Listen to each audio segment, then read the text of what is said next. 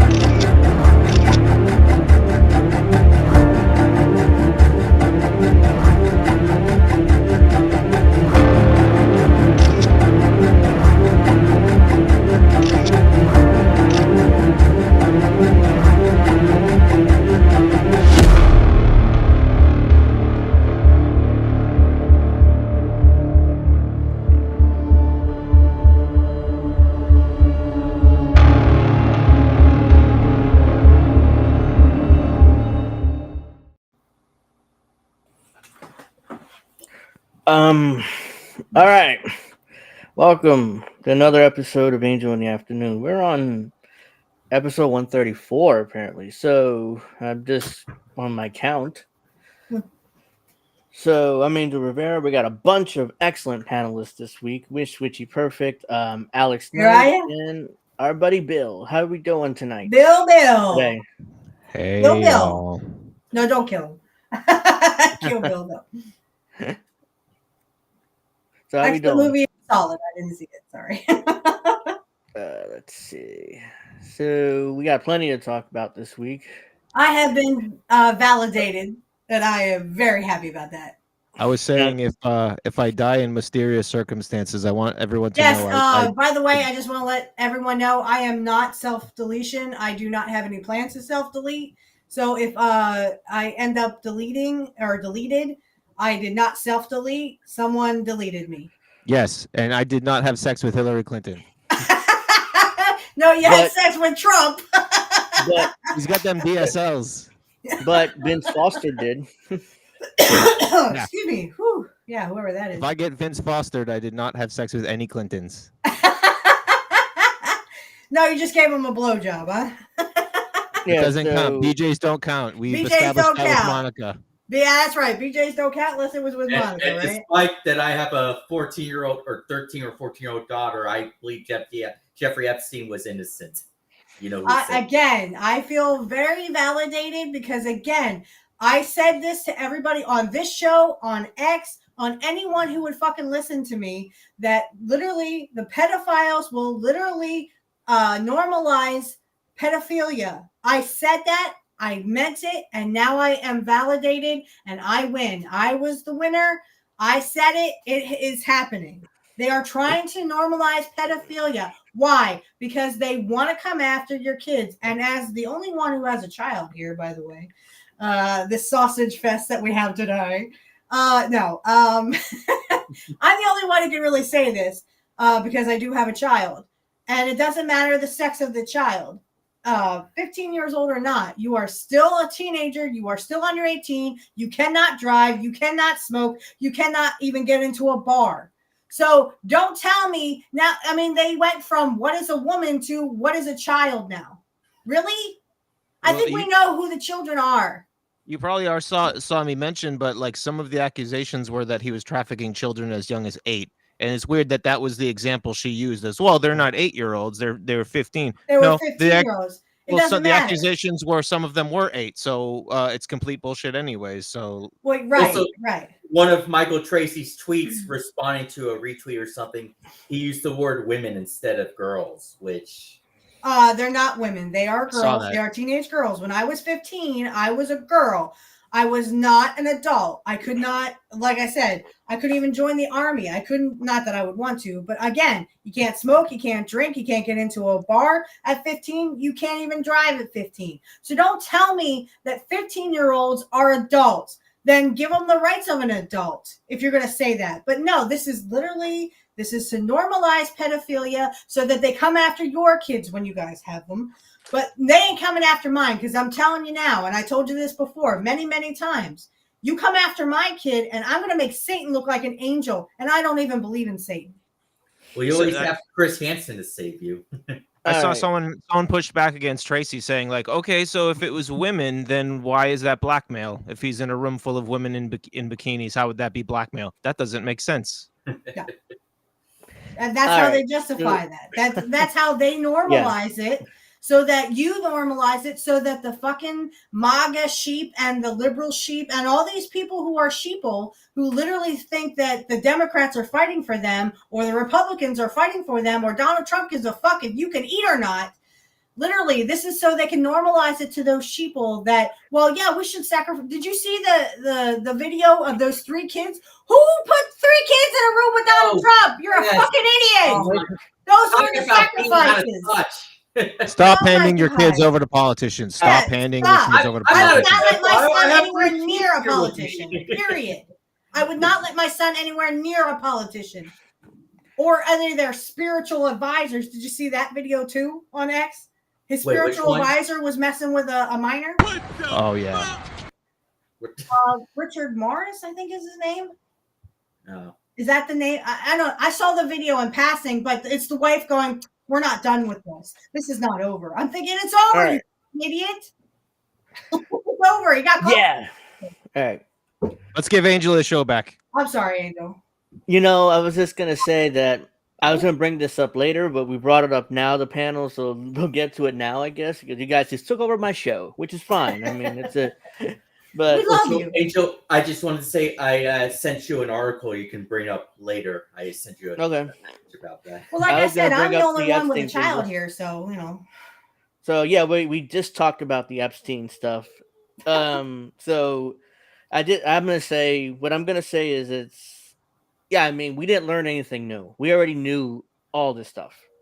We knew that Epstein was Israeli intelligence. That's pretty much been confirmed. We know that Donald Trump and Epstein were best friends, and he's most likely a pedophile. So that's also confirmed. We already knew that. We also knew that. What else? I mean, we knew that apparently Bill Clinton was also around there. All the rich people, all the powerful people around Epstein. We knew that. The one thing I didn't feel validated. There's something I didn't guess though. I win. Oh, so there's Trump's one thing that I didn't guess. What? What's that, Bill? That Trump blew Bill. It was a good blow, apparently. That's an allegation that came out in emails too. So allegedly, I told you they're gay and they're pedophiles. I mean, they're bis, actually. Trump's interview with Laura Ingraham was a disaster. Megyn Kelly is a disaster. Literally, she's trying to normalize pedophilia. So it doesn't surprise me at all. I know, but just like the interview Trump had with Laura Ingraham, it was supposed to go well for him, but it didn't. You know, she actually got blowback. This is what you voted for, MAGA. Now you have to eat it. Laura Ingraham. Eat it. Megyn R. Kelly. Put some respect on her name. The only thing that was new.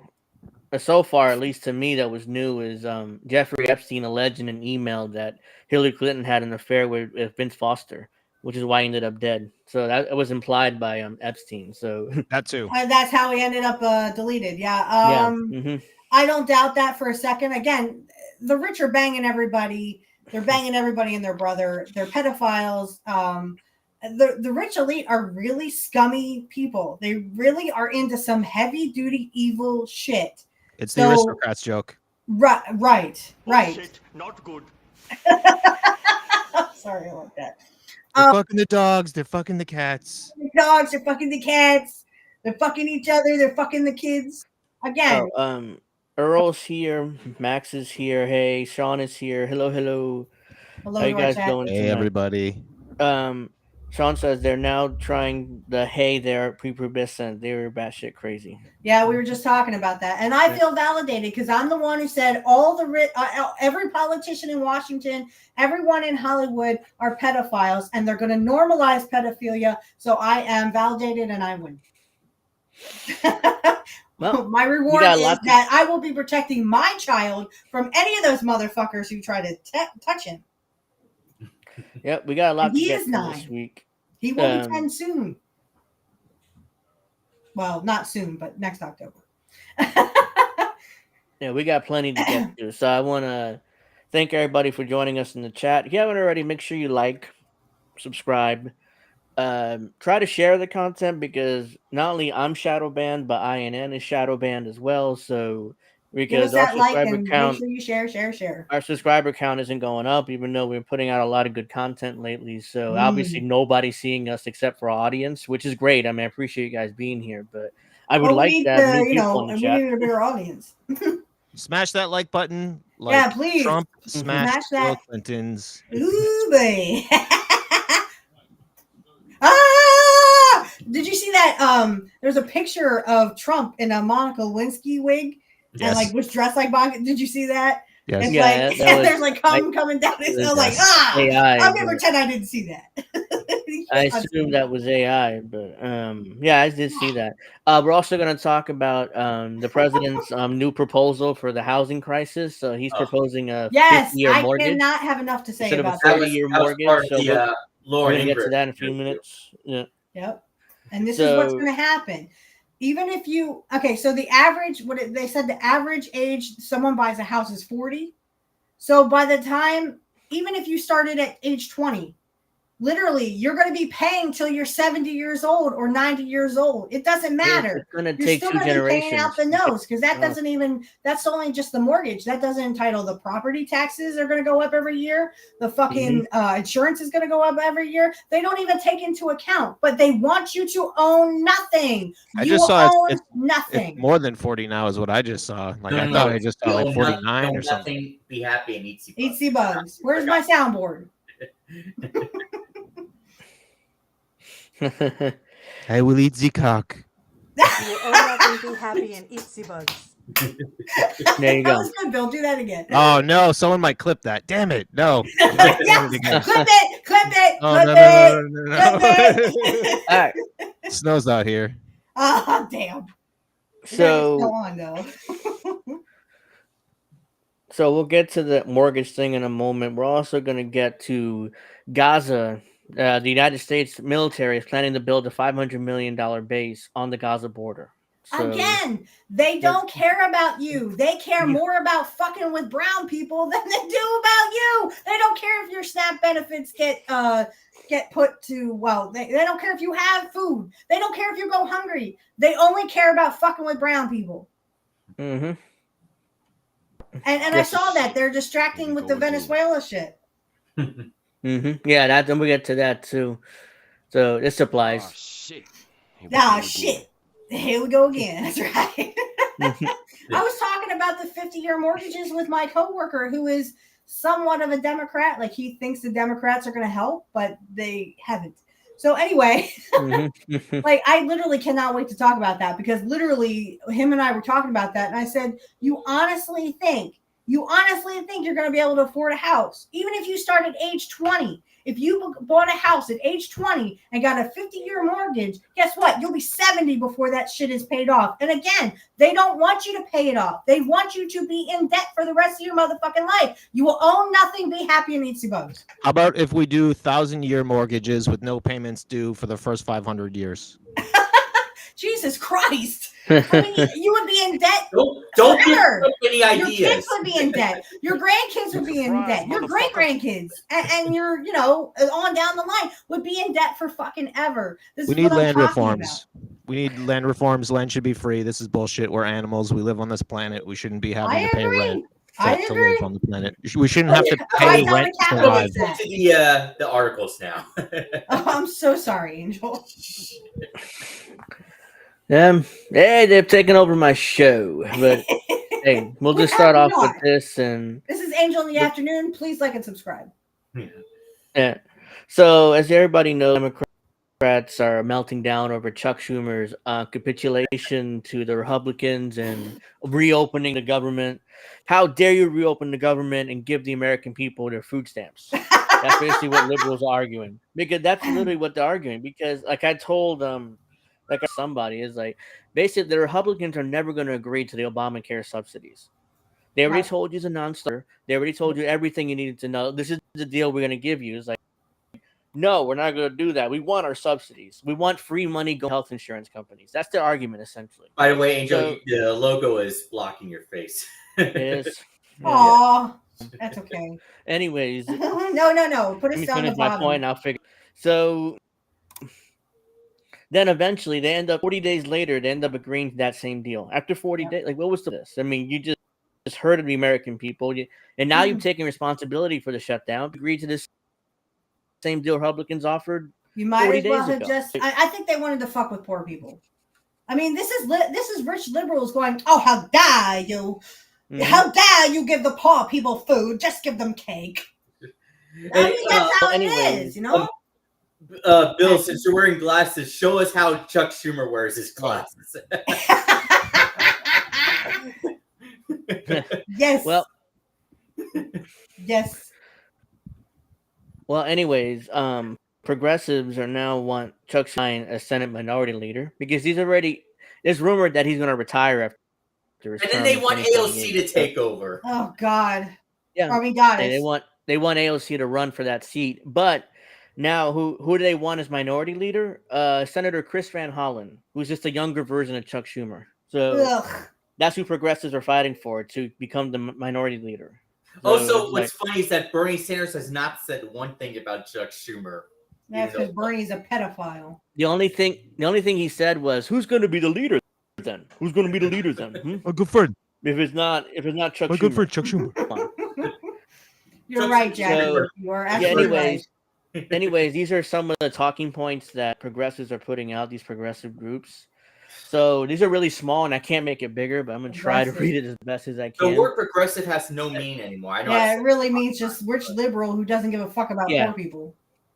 I'm gonna not read all this, but at a time when Democrats are debating the future direction of the party, Senator Chris Van Hollen represents the rare figure who can combine experience, ability, and a forward-leading vision. These are some of the talking points that progressives have to use on news. Van Hollen combines policy leadership, message leadership, campaign strategy, and fundraising, and procedural mastery that very few Democrats do. He has worked in the state government, House leaderships, and senior Senate committee leadership, and he has shown the ability to win tough races, bridge internal factions, and command policy detail, and communicate convictions with unusual discipline. So go suck a dick. So he's good at fundraising. Good at raising money from corporations really and billionaires. That's what he's good at. And these are progressives, by the way, that are arguing this. His blend of Pelosi-style strategic and tactical precision and Trump-era moral leadership positions him as a leader who can unify the caucus while strengthening its national message. So yeah, this goes on and on. You know, they're basically sucking his dick and sucking up to him. I'm rubbing off on Angel. My plan is complete. Okay, sorry. Yeah. So yeah, they haven't learned their lesson at all. You know, they're going to go right into another Democrat who they're going to hate in 2 years because Chris Van Hollen's going to give in to Republicans in the next shutdown fight. That's if he becomes a leader, which he isn't. Comparing to Pelosi is great. You love to see a Pelosi comparison. That's very reassuring. I think Pelosi has a dick she's just not telling us about. Oh yeah, her daughter's running for a position or. Oh yeah. I think it's state senate in California. She's running for, so I wouldn't be surprised if she ended up running for her mom's old. Oh yeah, and Eric Swalwell is running for what is it? What position for California? I read something. I think it's governor. He's running for governor. It doesn't matter. They all suck dick. So I'm glad Chelsea has a personality of like a wet dish rag. Tulsi, don't bring up Tulsi around here. No, you can. I don't mind. Okay, I bring her up. Yeah, fuck Tulsi and fuck Israel too. I was saying Chelsea. Oh, Chelsea. I'm sorry. Yeah, Chelsea. I thought you said Tulsi. No, Chelsea. They want to run Chelsea, but she's got a horrible personality. So hopefully, we're gonna not have. You're right. She's like her mom. Her personality is terrible. Anyways, Abby Martin has this documentary about the U.S. military and how horrible they are. Charlotte's Central Piedmont film screening on the U.S. military for being too controversial. Another school kowtows to fascism. So still not a fan of Abby Martin or her husband.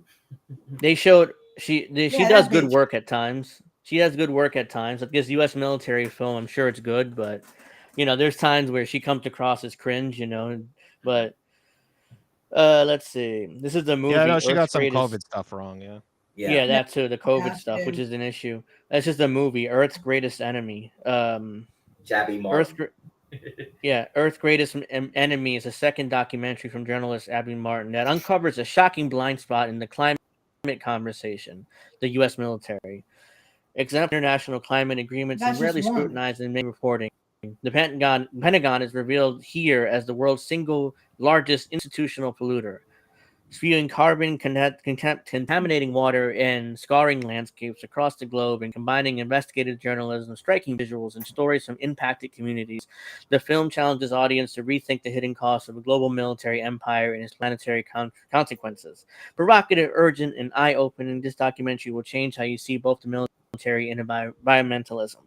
So, if she doesn't cover what the U.S. military did to Puerto Rico, I can't take the movie seriously because that's that's the most obvious place you got to look at. Mm-hmm. They're green bombs. Well, and that's what I was saying. Like when I sent you that thing on X, Angel, was that no one gave a fuck when when they were fighting in all these wars that they spoke Spanish. I mean, it's Puerto Rico. Hello, there's a lot of Puerto Ricans there. They speak Spanish. I don't know what the husband fucking deal is. Her husband is ex-military. He was in the Iraq War. He did a couple tours Well, then in he Iraq. should be ashamed of himself. So he did it. I think his name is Mike Peisner or something like that. Her husband. We call him Mike Peisner. Yeah, because he was pro-vaccine. This is what you show. I think this was you who tagged me in this. Yes. When Puerto Ricans went to war, every war, and died for your freedom, no one complained about them speaking Spanish. So this is you tagged me here. Yes. My Mexican American dad served in Vietnam, and he said there were some Hispanic soldiers who spoke very little English, but they still faithfully served during times of war. It's funny how skin color or Spanish doesn't matter. My dad nearly served in Vietnam. I told that story before, but my dad, he served. I know he's not Puerto Rican or anything, but my dad also served after the Vietnam War.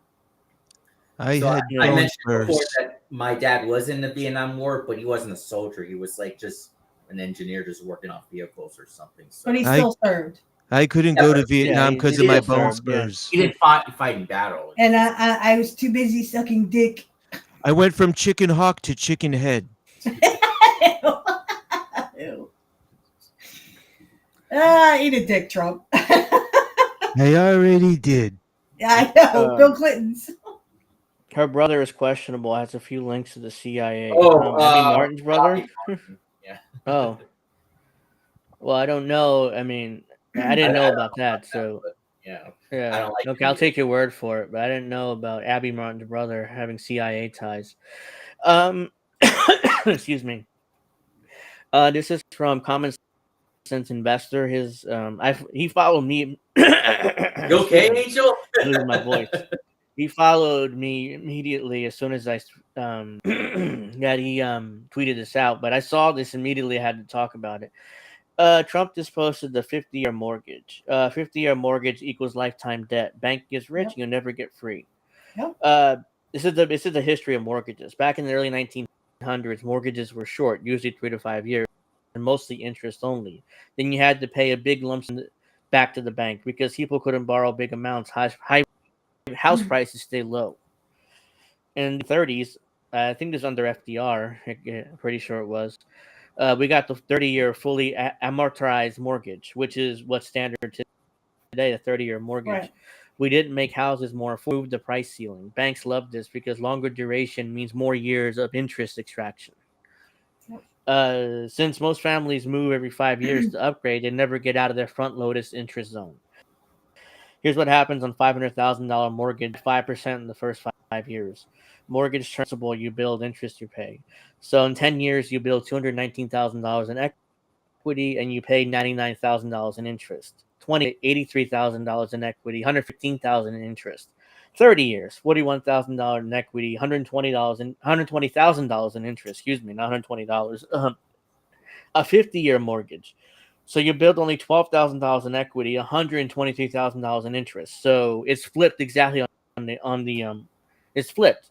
You have no equity towards your house. Your house is worth nothing, and you pay all the money to the bank in interest.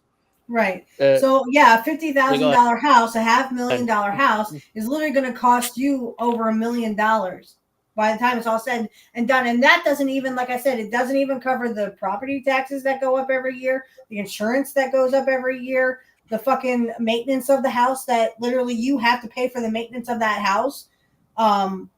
Again, even this seems like a good solution on the front, but on paper, it's not. It's literally you are paying, you will be in debt. You will own nothing, be happy, and eat bugs.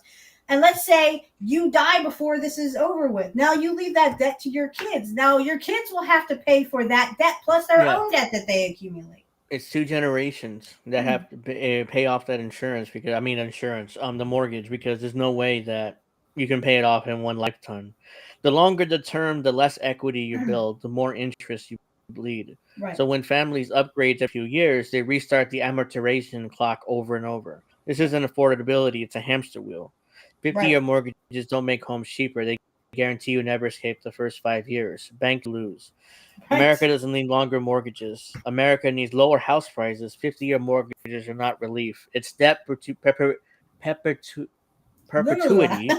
dressed up as affordability. So basically, this is how you will own nothing, be happy, and eat bugs. You will not be able to afford a house. You will have to rent the rest of your life. Again, they don't want you to have a house. They don't want you to. They're even thinking about. I heard someone say, I don't know who it was, but they said they're also trying to get 15-year car loans. And the car doesn't last 15 fucking years, people. No. It barely lasts. Mine is 10 years old, or will be 10 years old. Almost 11 years old. I assert that people don't even own their homes when they think they own them, because, like, what happens when you don't pay your exorbitant property taxes every year or whatever? Right, because you can't, because they keep going up every year. We covered this a couple months ago. Everyone's renters. Right. A man in New York had a $800,000 home in New York, and he didn't pay. He didn't know he owed this, but he has a $5,000 water bill. He didn't know he owed it. So the New York City water works sold it to a private investor, and they didn't tell him that he owed the money, so he didn't know. And that private investing company took his home over a $5,000 debt. They want you to own nothing. You will own nothing and be happy and eat bugs. I heard JD Vance, my dad had Fox News on, talking about JD Vance running his mouth about, immigrants are taking houses and shit. I went, go suck a dick, you motherfucker. That is so wrong. You know who's really taking the houses? Fucking rich people. BlackRock. Mm-hmm. BlackRock is buying up houses at more than their price. They're more than their asking price. 20% more, in fact. I live in Los Angeles. There's derelict buildings everywhere. There's empty buildings everywhere, even in Los Angeles, even in big cities. They sit empty forever. Because the rich will buy them. Yeah, in LA, that unfinished building in GTA 5, that is real in real life. So yeah, it is. Yeah. But it's more profitable for buildings to basically sit empty than it is to rent them out to people. They don't make enough profit on it in their minds. Anyways, this is Donald Trump's tweets or posts on Truth Social. He puts great American presidents. FDR created the 30-year mortgage, but Trump created a 50-year mortgage. He's bragging about this. It's not like he's 20 years for this better policy. Yep. Anyway, bigger number equals better. And remember, I blew Bill Clinton. He's posting this to his billionaire friends or whatever. Yes, he's doing this all for the rich, but then his sheeple who actually think that he's trying to help them. Literally, they're all coming in their pants because literally, I can afford a house now. I can afford a house now. No, you can't, dumb motherfucker, and he don't want you to. People are definitely going to assume bigger number equals better. Yeah. Yeah, because progressives they loved FDR. They can't get enough of him. But he's one of the. He's not a. I mean, he kept getting reelected, but he's not necessarily a good president. Most of his New Deal failed, anyways, except for Social Security. Don't tell Kyle Kowalski that. Except for Social Security, right? And they have been trying to get Social Security. I told my dad this: if they take Social Security, you're fucked. Because that means when you guys and me, when we go to retire, there'll be nothing there. That's what they want. They want to give it to their criminal friends on Wall Street. They don't give a fuck if your grandma has to work to the rest of her fucking life. They don't care. Well, yeah, the plan is to get rid of retirement altogether. Yeah. The president. So that you have to work for the rest of your motherfucking life while a rich person's sitting on their motherfucking ass eating bonbons while they tell you what's wrong with America. Yep. These same white progressives who love FDR, I mean, they don't tell you that he was a multimillionaire. He's a part of the Millionaires Club. He was probably a pedophile too. As president, his policies mostly failed. What got us out of depression was World War II. Right. Wasn't for World War II. I don't know how we're going to get out of depression because most of his policies failed. He would have kept us in. Except for Social Security. So yeah, progressives are sucking off FDR how great he was, but he really wasn't. I mean, he was at best okay. I mean, but he wasn't. But he got us into World War II. We talked about this a couple weeks ago. Because he was pissing off the Japanese. That's what happened. I seen stuff about that. Yeah. Yeah, I think FDR wanted Pearl Harbor attacked and allowed it to happen in order to get into World War II because he wanted to get into World War II. Right, just like Bush Jr. wanted 9/11 to happen so he could help his Israel people so that we could lose more of our rights and suck off Israel. Now watch the Saudi government. People forget that anything that these presidents did that was decent, what they were doing in response to pressures external to them, external to the to voting. It was a strong left that forced them to do these things. We don't have that now, so therefore that's not going to happen. Well, look what they did the unions. Everybody was in a union back in the 30s and 40s. Now they're like, oh, they're so bad. Socialism's so bad. Literally, that's what they were talking about on Fox News, how socialism has taken over. Yeah, I went, go suck a dick. They go after Mandani More capitalism taking over. being a jihadist or whatever. They say, they welcome, who's that guy that was in the White House? I don't remember his name. Yeah, they welcome him and they don't say anything. Giuliani, yeah. The former Al Qaeda, yeah, he was former Al Qaeda. Now they put a suit. They put a suit on him, and they pretend that he's a legitimate president of Syria. Yeah. And they're like, oh well, he's a great guy. That clip on Fox News? They called Chuck Schumer a Palestinian. Oh yeah. Are you fucking kidding me? That was that press secretary Carolyn Levitt or whatever. Yeah. They will seriously do anything to their sheeple to make them believe. What proof? Why do they say he's a Palestinian? Because that's how they get you. That's how they think they're getting you. Fox News is trying to pretend that Chuck Schumer supports Palestine. That's why the Palestinians. Yeah. If only he doesn't. I wish. Yeah, we all wish he did because they would stop fucking with brown people if that were the problem. Yeah. Sean he wasn't wearing the cross necklace, I believe, either. So yeah. Sean 14K a year is like rent. Yeah, 14K my property 14K this year. It was 12K last year. And year before it was 10K. So those property taxes keep going up every year by a couple $1,000. I make 14K a year. And that's because right now I need to get another job. Let's be real here. I need to get another job and I am looking. But I mean, that's how much I make. Right? And that I can't imagine paying 14K a year. And that's like, again, that's how much I make in a year. We shouldn't have property taxes. That should be outlawed because we buy a home and it's our home, but it's never really our home because you don't pay your property taxes. The government can take your home. It's not really your home, even if you pay off the mortgage entirely. So again, you will own nothing. They take your property right. They take your rights away by making you pay property tax, making you pay this, pay that. You have to get insurance on the fucking home. That's a big fucking scam. Literally, if your home gets demolished because of flood or a tornado or some act of what they call God. Act of God, an act of nature. Basically, you should just rebuild that home, dumb motherfuckers. It has nothing to do with insurance. And most of the people who live in flood zones can't even get flood insurance. People who live in tornado areas can't even get a tornado on their insurance, after the recovery and stuff. Well, so I'm telling you, they do this for a reason because they want you to own nothing. You will own nothing.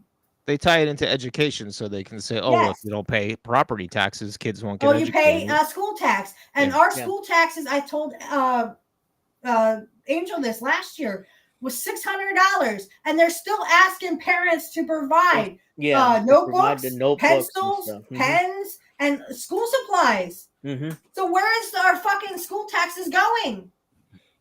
There was a report, and I don't have it saved, but I saw a report from the Chicago school district, Cook County School District, where teachers spent $7.7 million on fancy vacations, and this is school money. They spent school money, but it's not their own money. They spent taxpayer money on fancy vacations to Egypt and Europe, and these teacher junkets that they go to other to expensive hotels and stuff like that too.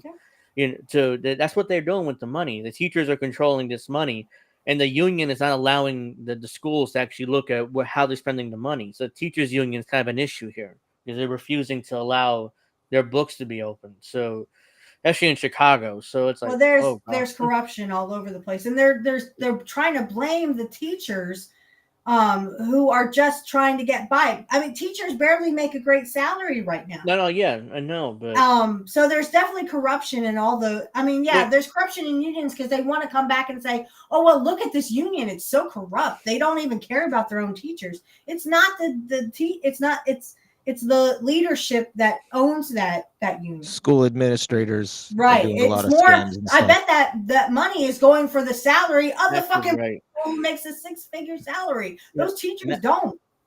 What Max is right about this. A lot of retirement funds depend on stock market going up. Otherwise, you can lose your whole retirement, which is happening to people. They've lost in the 2008 Wall Street crash. A lot of people lost their 401ks in that. 401ks, right? Yeah, my dad was good enough to survive all that, and he had a good 401k. But I'm telling you, I had to use mine because I have no retirement right now except for Social Security if it survives. Right.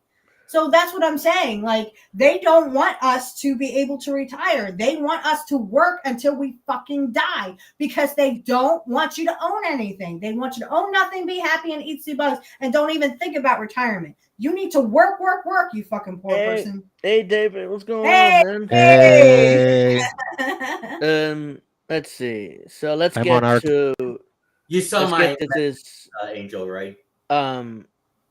I hate this new chat feature because it doesn't tell me when I get messages or not. Yeah, it's terrible. Thanks. Zionist Bitcoin. This chat feature is awful. Yeah, I see it here, but let me get to Graham Elwood. What? I don't even know about this. Fuck that dude. Graham Elwood's going to lose his money with gambling on Zionist Bitcoin. What is that? I saw the thing for Golden is in here. Golden, did you see the thing for crypto for Trump? It's a Trump CPO or something like that. Yeah, did you guys see that? That crypto.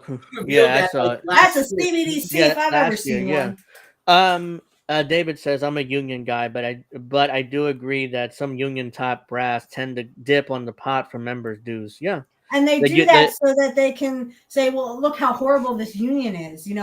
We should tell everybody no, we should have unions because workers deserve rights. But that's the thing. But the union leadership, especially, has been a lot of unions are accused of collaborating with the bosses. Right. So a lot of unions. And that's where the corruption and they're in bed together and stuff. Yep. That's the wrong one. All the anti-union TV people are union, by the way. Yeah. I accidentally showed my messages there, so I didn't even do that. So. I didn't see anything. Did anyone else see anything? When you get a chance, show the one I sent to you. Yeah, I can do that. This is the story about the United States building a large military base on the Gaza border. So U.S. plans to build a $500 million base near the Gaza border, Israeli sources say. According to the Israeli officials, the planned U.S. base would house several thousand troops and tasked with maintaining the ceasefire between Israel and Hamas. The move signals Washington's determination to deepen its involvement in the Israeli-Palestinian conflict. Oh, God. This investigation is co-published with Judith Arnorath. So there you go. There's the president trying to dance. One thing before you go on. Golden. My dad watches Fox News, so that's where I heard it. And I'm telling you, it's really scary shit what they're doing with that CPO. They put Trump's name on it, so it has to be dirty and filthy. Dirty Donald. Well, the president is corrupt. So Hedo Don. That's what I call him. Okay, go ahead. I'm sorry. The United States is planning to build a large military base on Gaza's border region. Israeli officials familiar with the preliminary plans of the facility were used by the U.S. and international forces operating in Gaza to help maintain the ceasefire and could accommodate several thousand soldiers. It is estimated the project may cost roughly $500 million. By the way, it never costs that. Their estimates, it's going to be double that probably. Yeah, it's more These are like just a estimates. trillion or a billion, excuse me. $1 billion, yeah. According to sources in recent weeks, U.S. officials have advanced the proposal in discussions with the Israeli government and the IDF and have begun considering potential sites in the Gaza border area. Security sources told Shorim that the move represents a major shift in U.S. engagement. It's hard to overstate the significance of building such a base, one official said. Since the Six-Day War, Israel has sought to minimize international involvement in the territories. The establishment of an American base on Israeli soil shows how determined Washington is to be involved in Gaza and the broader Israeli-Palestinian conflict. And again, they're doing. I'm sorry, Angel. They're doing this because they don't give a fuck if you can eat at the end of the week. They only want to fuck with Gaza people. They want to keep this genocide going because they hate you and they hate Palestinians. God damn it, people, wake up! The investment could also spark political debate in the United States. Many members of the Republican Party oppose expanding America's overseas military footprint, especially amid domestic budget pressures and voter fatigue with foreign interventions.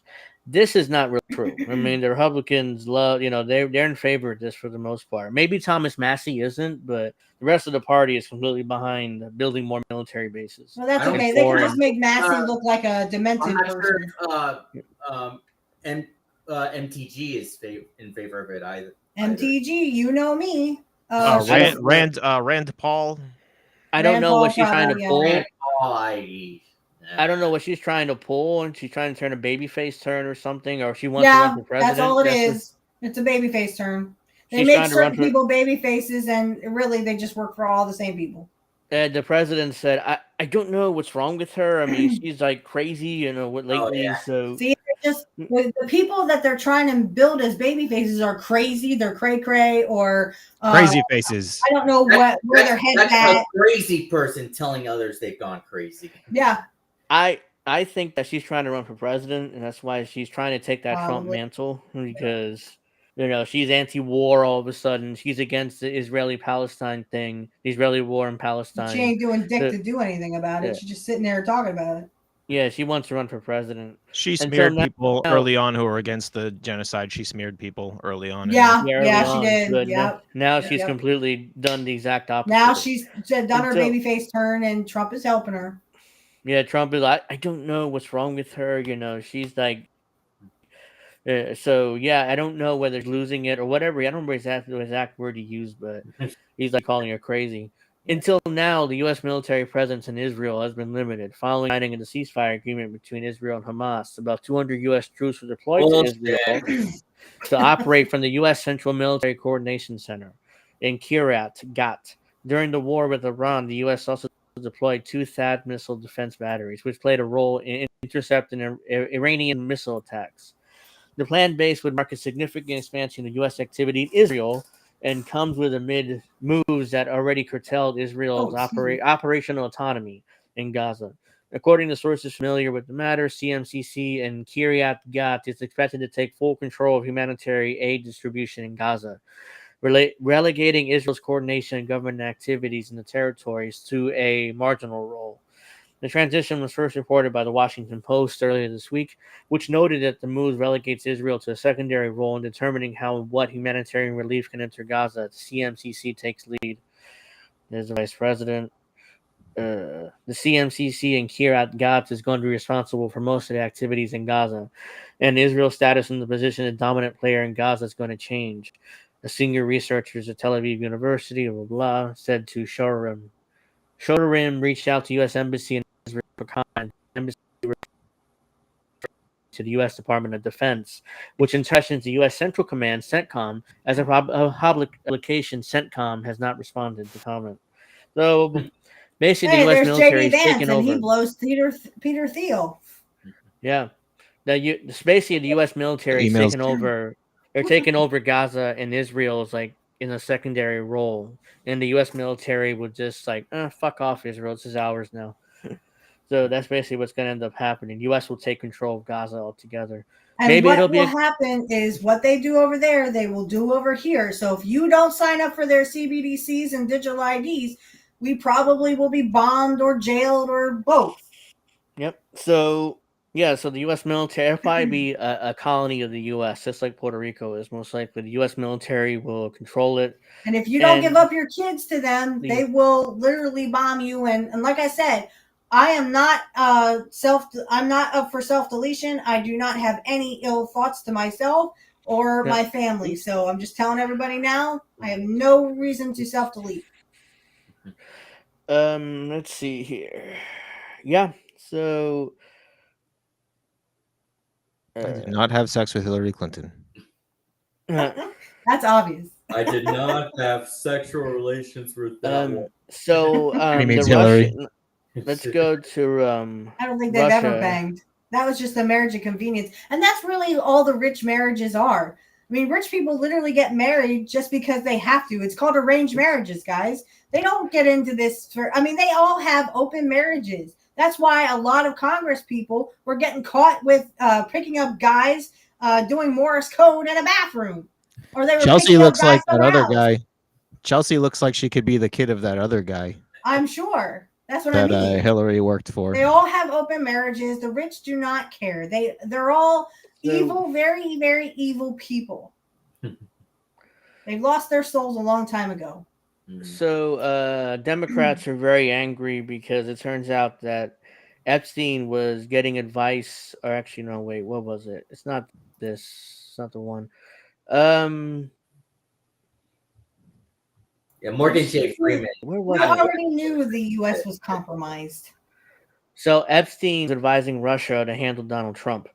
So that's actually smart by the Russians because Epstein knew Trump very well. So it's like, okay, how do we handle Donald Trump when it's just during his first term? Laughing Even though Epstein was a pedophile, but it was smart for the Russians to reach out to him because he was very close to Donald Trump. So you know Trump because what do you know about him? Whatever, So it's like because he did the sanctions against Russia, and that didn't do a fucking thing. But still, the whole Russia gate. Russia, that kind of thing. The thing is, everyone here. If I could just say to the audience, please read Whitney Webb's books, One Nation Under Blackmail, Volume 1 and 2. Even if you have to listen to it, great books, very well, read and very well researched.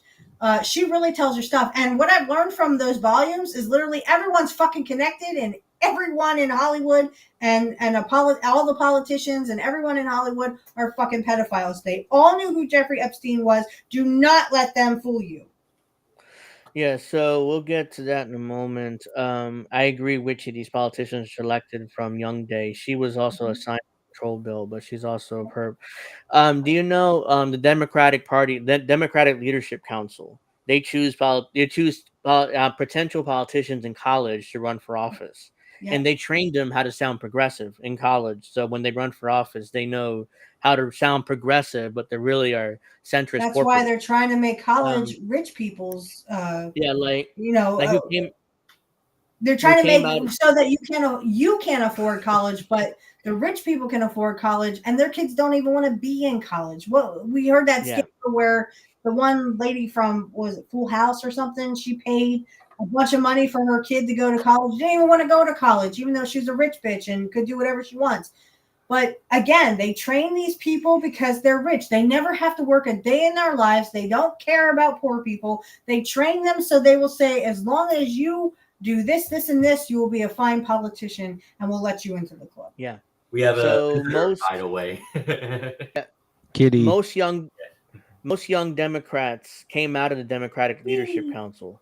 Bill Clinton came out of that they picked him in college, that he's going to be president one day, and they trained him up on how to sound progressive and triangulate to the center once he got elected, which is exactly what he did. He was already from a dynasty. His family was already from a political dynasty. Clintons were from like the earliest times of the U.S. Clintons were in office. Mm-hmm. Also, everyone's fucking connected. I'm telling you. I believe, or I could be wrong about this, but I believe Crystal Ball also came from the Democratic Leadership Council. They Of course. picked her out in college when she was in college too. Most of them go to Yale. Some of them go to Harvard. Those are the rich elite schools. Didn't That's Crystal why- Ball support Israel back then? Yes, she did. Back in the day, she's- like 10 or doesn't she 20 right years now? ago. Well, No, she's out against Israel. But back Oh, then, well, she's now she's positioning against it because herself. it's popular now, right? She's positioning herself as a anti-Zionist, but 10 years ago she was fine with Zionism. So when she was at MSNBC, so these people are all trained. All these Democrats are trained. They're trained to sound progressive, but then as soon as they get elected, they move to the center, or they go into media and they act progressive, but they really ultimately are not. They always sheep herd you back in party. Crystal Ball does that. Kyle Kalinske does that. The Young Turks do that. They all do this. It's all trained, and they're all. He's And like, they're look at all my butt. following I the would script. say Anna Kasparian, not saying she's fully turned, but I'm saying she's kind of, been better as of late. Kind of, I will say. Well, look, Yeah, I don't a condone little bit any- of partial credit. I'm not impressed. I mean, I don't agree with any kind of women violence against women, and she says she was, essayed by a homeless person. But again, I question that because, first of all, she doesn't have a very good track record with the Me Too thing, what she tried to do to Jimmy Dore. So again, believe all women, but unless there's evidence that says otherwise. Hey, Anna, nice news skirt. Yeah, nice news skirt. Which part of that was SA? I remember Kyle David Kalinske asked- said he wanted to punt, like if he would say he would punch him or something if he said that or whatever. He said, if anyone Yeah. said about my woman that what he said, I would punch him. And what he said was she was not dressed gonna do inappropriately for the workplace. You're going to punch someone for saying that your woman is dressed inappropriately Yeah, I for the mean, workplace? honestly, and when Kyle said that, sorry, Angel, we'll get right back to Kiev, promise. When he said that, I was like, so he's like, what are you, a fundamentalist Christian? No, but He's trying to impress Crystal. He's been a tough guy to impress Crystal. Yeah, right. that's what he's doing. If I looked like that, I mean, no offense, but if I dress slutty, there's a reason why I'm dressing like a slut. Okay, it's because I want men to look at me and I want women to hate me. Right? There's only one reason to dress like that, and even my father and my brother, I'm sure, and my soon-to-be husband would be like, why are you dressing like a slut? Who are you trying to pick up?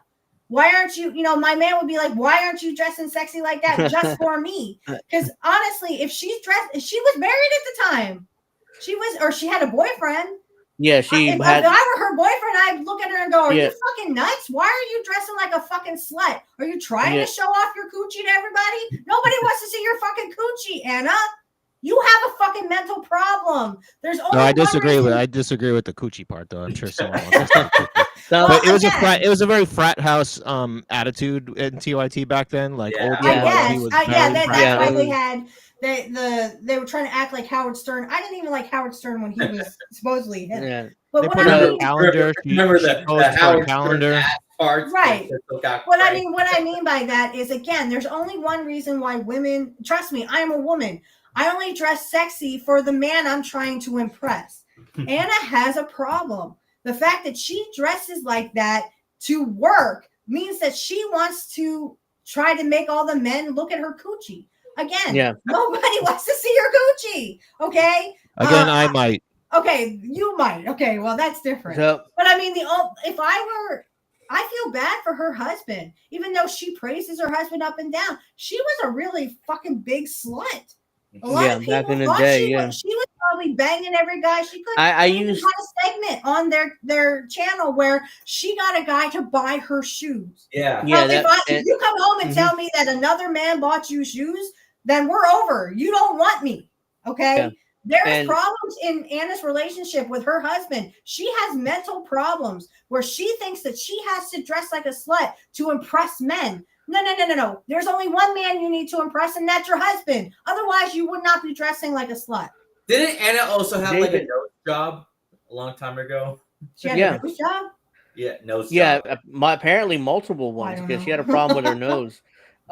David asked, what was the name of the school that trained dictators? School of the Americas.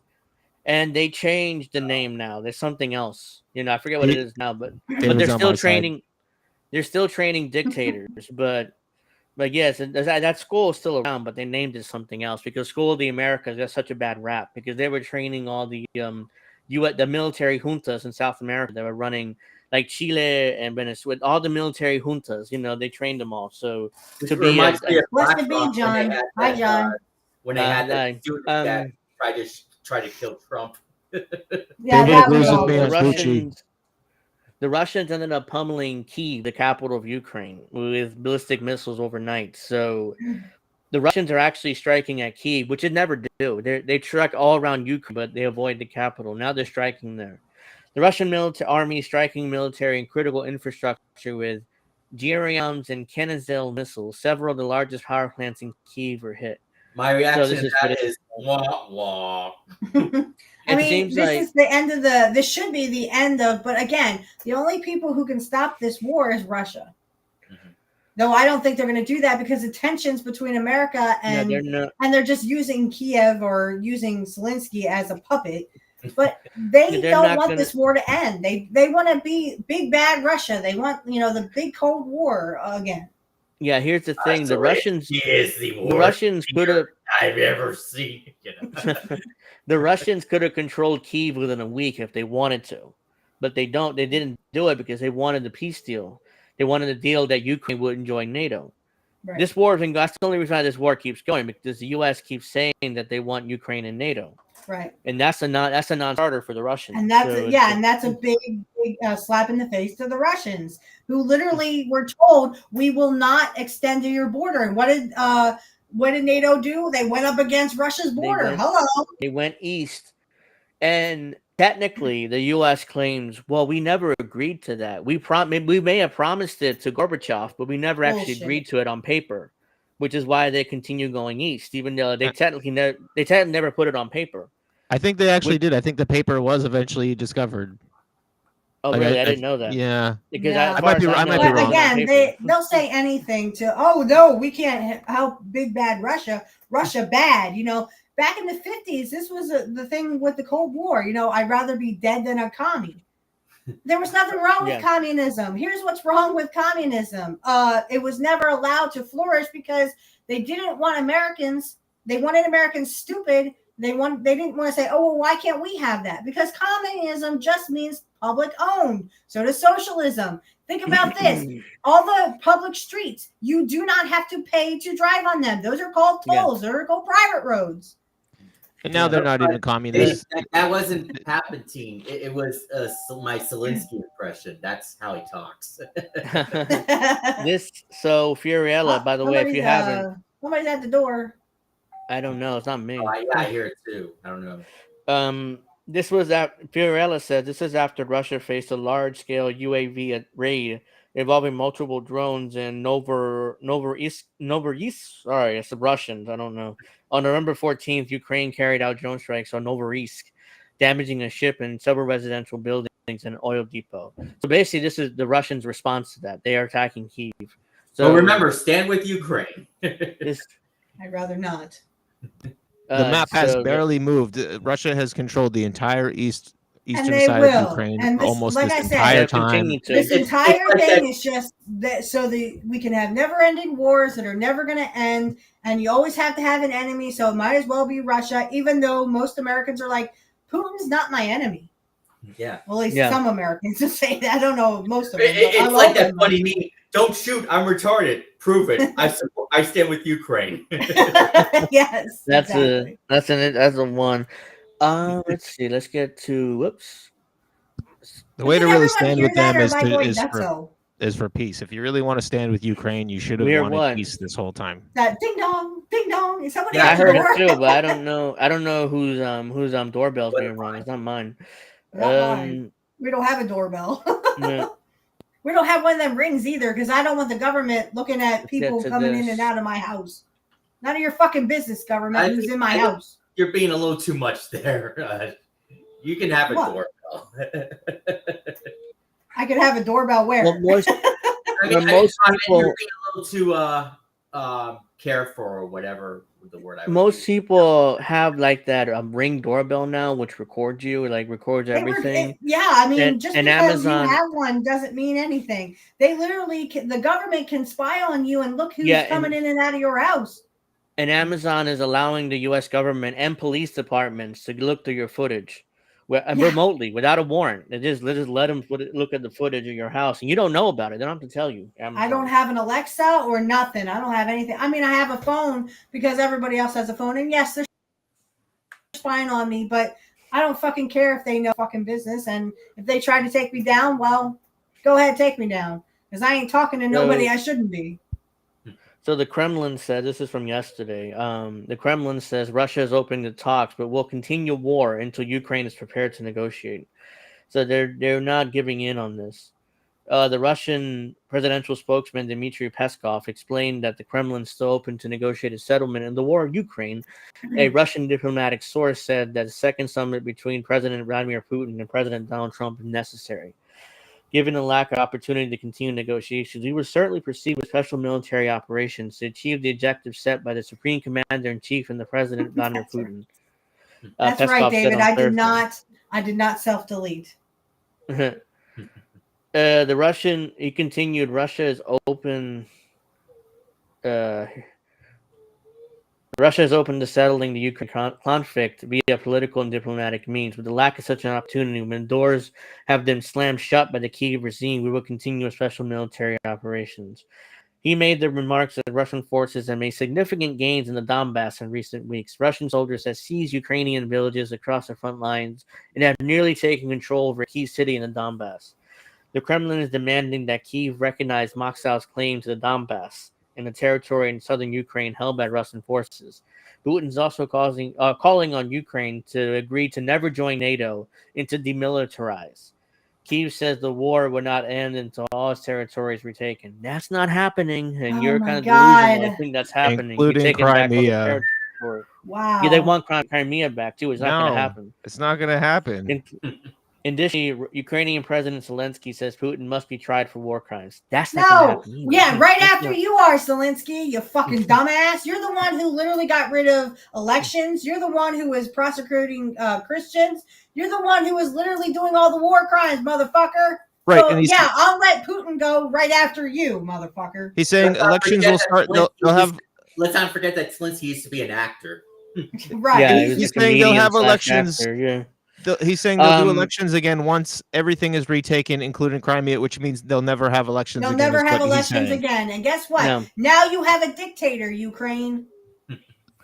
So the one issue I have with the Russians' demand the Ukraine to demilitarize. That's not going to happen.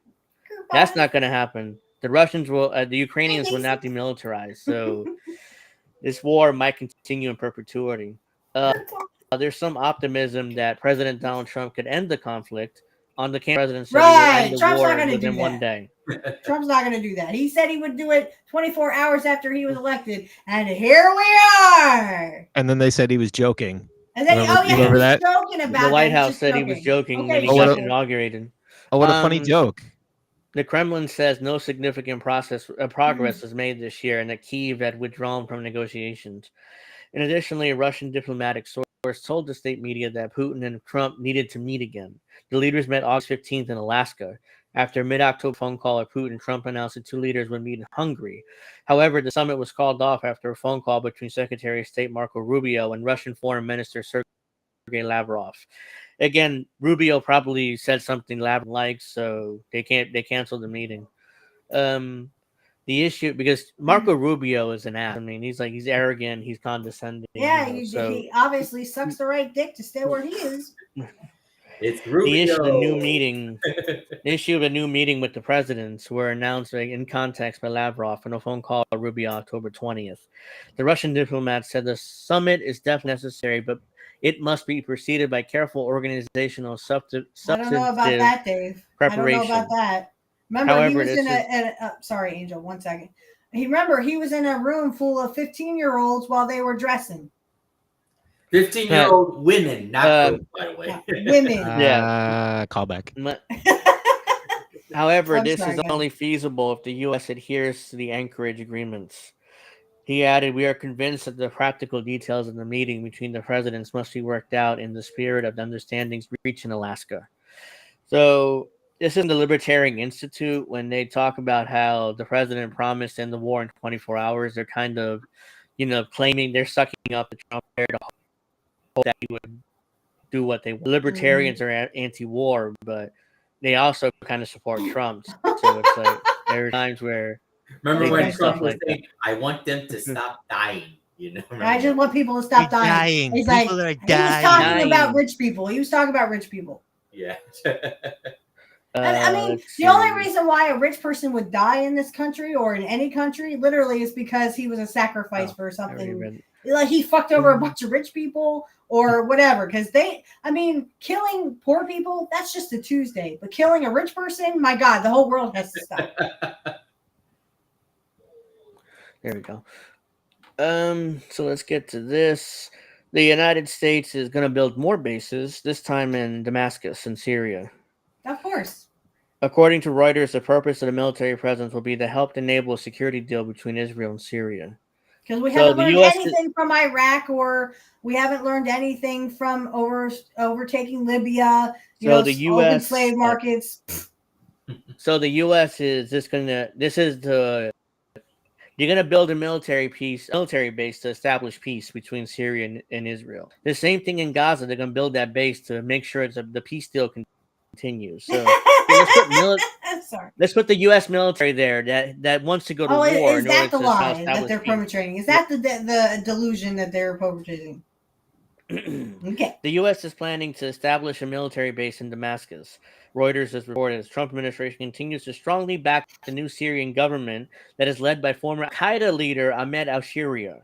So he was Al-Qaeda, and in fact, there's a picture of him 15 years ago that the FBI wanted him, and he was number one most wanted. Mm-hmm. Now all of a sudden they put a suit on him, and they act like he's a politician and a president. I mean, hashtag never forget. Hashtag then they forgot. Then they forgot. The report said that the U.S.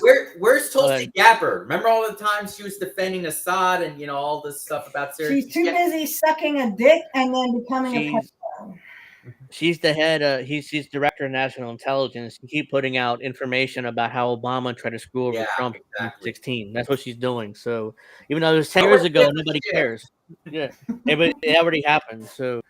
The report said the U.S. will establish a military presence at an air base in the outskirts of the Syrian capital for purposes of enabling a security pact Washington is attempting to broker between Israel and Syria. The idea would be for the U.S. military to monitor a potential deal that would include a demilitarization of areas south of Damascus. Officials compared it to the U.S. monitoring the ceasefire deal in Lebanon, which Israel has constantly violated, and the ceasefire deal in Gaza, which Israel has also been in breach of. Dave, you're too much. There is the Al-Qaeda leader. They put a suit on him, and Trump is like endorsing him and shaking his hand. So I'm surprised they ain't sucking his dick. Yeah, he probably will later. The Syrian foreign ministry official later told Syria state news agency Sana that the Reuters report was untrue, but did not specify or deny the U.S. would establish a military presence in Damascus. The current stage marks a transformation in the U.S. position toward direct engaging with the Syrian central government in Damascus and towards supporting the country's unity while rejecting any calls for partition, the official said. Dave, you're still too much. Pancakes. He calls Tulsi Gabbard pancakes. Yeah. Dave, he's responding. I love you, Dave. That's why you're my big brother. Yeah. I'm fully burnt off from my side. Syrian defense minister told Reuters the U.S. had flown to the base. No, I don't want Siri on randomly. No! Siri just popped up randomly on my phone. Siri's like, "Can I suck your dick?" And you're like, "No, shut up, Siri." It's like I'm saying unapproved talking points I'm using, so it just turned on randomly on my phone. Syrian defense minister told Reuters. Oh, God. Again. I'm not turning again. Turn it off. Turn off. They're listening. I'm telling you, they're listening. Transport to aircraft to ensure the runway was unusable and the security security guard at one of the base's entrances said that American aircraft was landing there as part of tests, unquote. Previous reports, Trump's administration may sign an agreement with the new Syrian government to formalize its military presence in Syria. The U.S. has been closing bases in northeast Syria, but is expected to maintain a presence at the El Tanif garrison in the south, which is situated with the borders of Syria and Iraq and Jordan converge. President Trump will be hosting Shura at the White House on Monday, where he's expected to formally join the U.S.-led anti-ISIS coalition. Ahead of the visit, the U.S. is asking the UN to lift sanctions on Syria, which were imposed with its history as Al-Qaeda commander and associate Abu Bakr al-Baghdadi, who's the leader of ISIS. Hey, you try saying he that was 5 leader times of fast. ISIS. Good job. So, Good job, Angel. Yeah, there you go. It's not ISIS, it's ISIL actually, but because Yeah, ISIS was an Egyptian goddess. Which is why I remember Obama kept calling it ISIL when he was president. I'm like, what is ISIS technically, isn't it? And they call themselves ISIS, as far as I know. Right, so whatever. Islamic State or something like that. Yeah. I don't remember the verbiage. But yeah, they accidentally named themselves after an Egyptian goddess. Just saying. And they will literally throw anybody off the roof like me, who is a witch. So, I mean, it doesn't quite fit. I didn't get that. I'm like, why did you name yourselves after Egyptian goddess by accident when you literally throw people off a roof for witchcraft anyway? I should have reported on this before when I was talking about Russia, but the Nordic and Baltic states pledged $500 million to purchase U.S. weapons for Ukraine. Oh. NATO countries have pledged over $3 billion in the new initiative known as Hurel.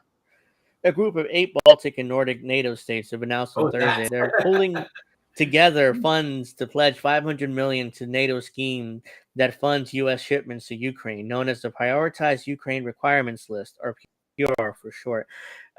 This is all these countries all giving their money to U.S. defense contractors to build weapons, so they get rich. Sorry, Angel, 1 second.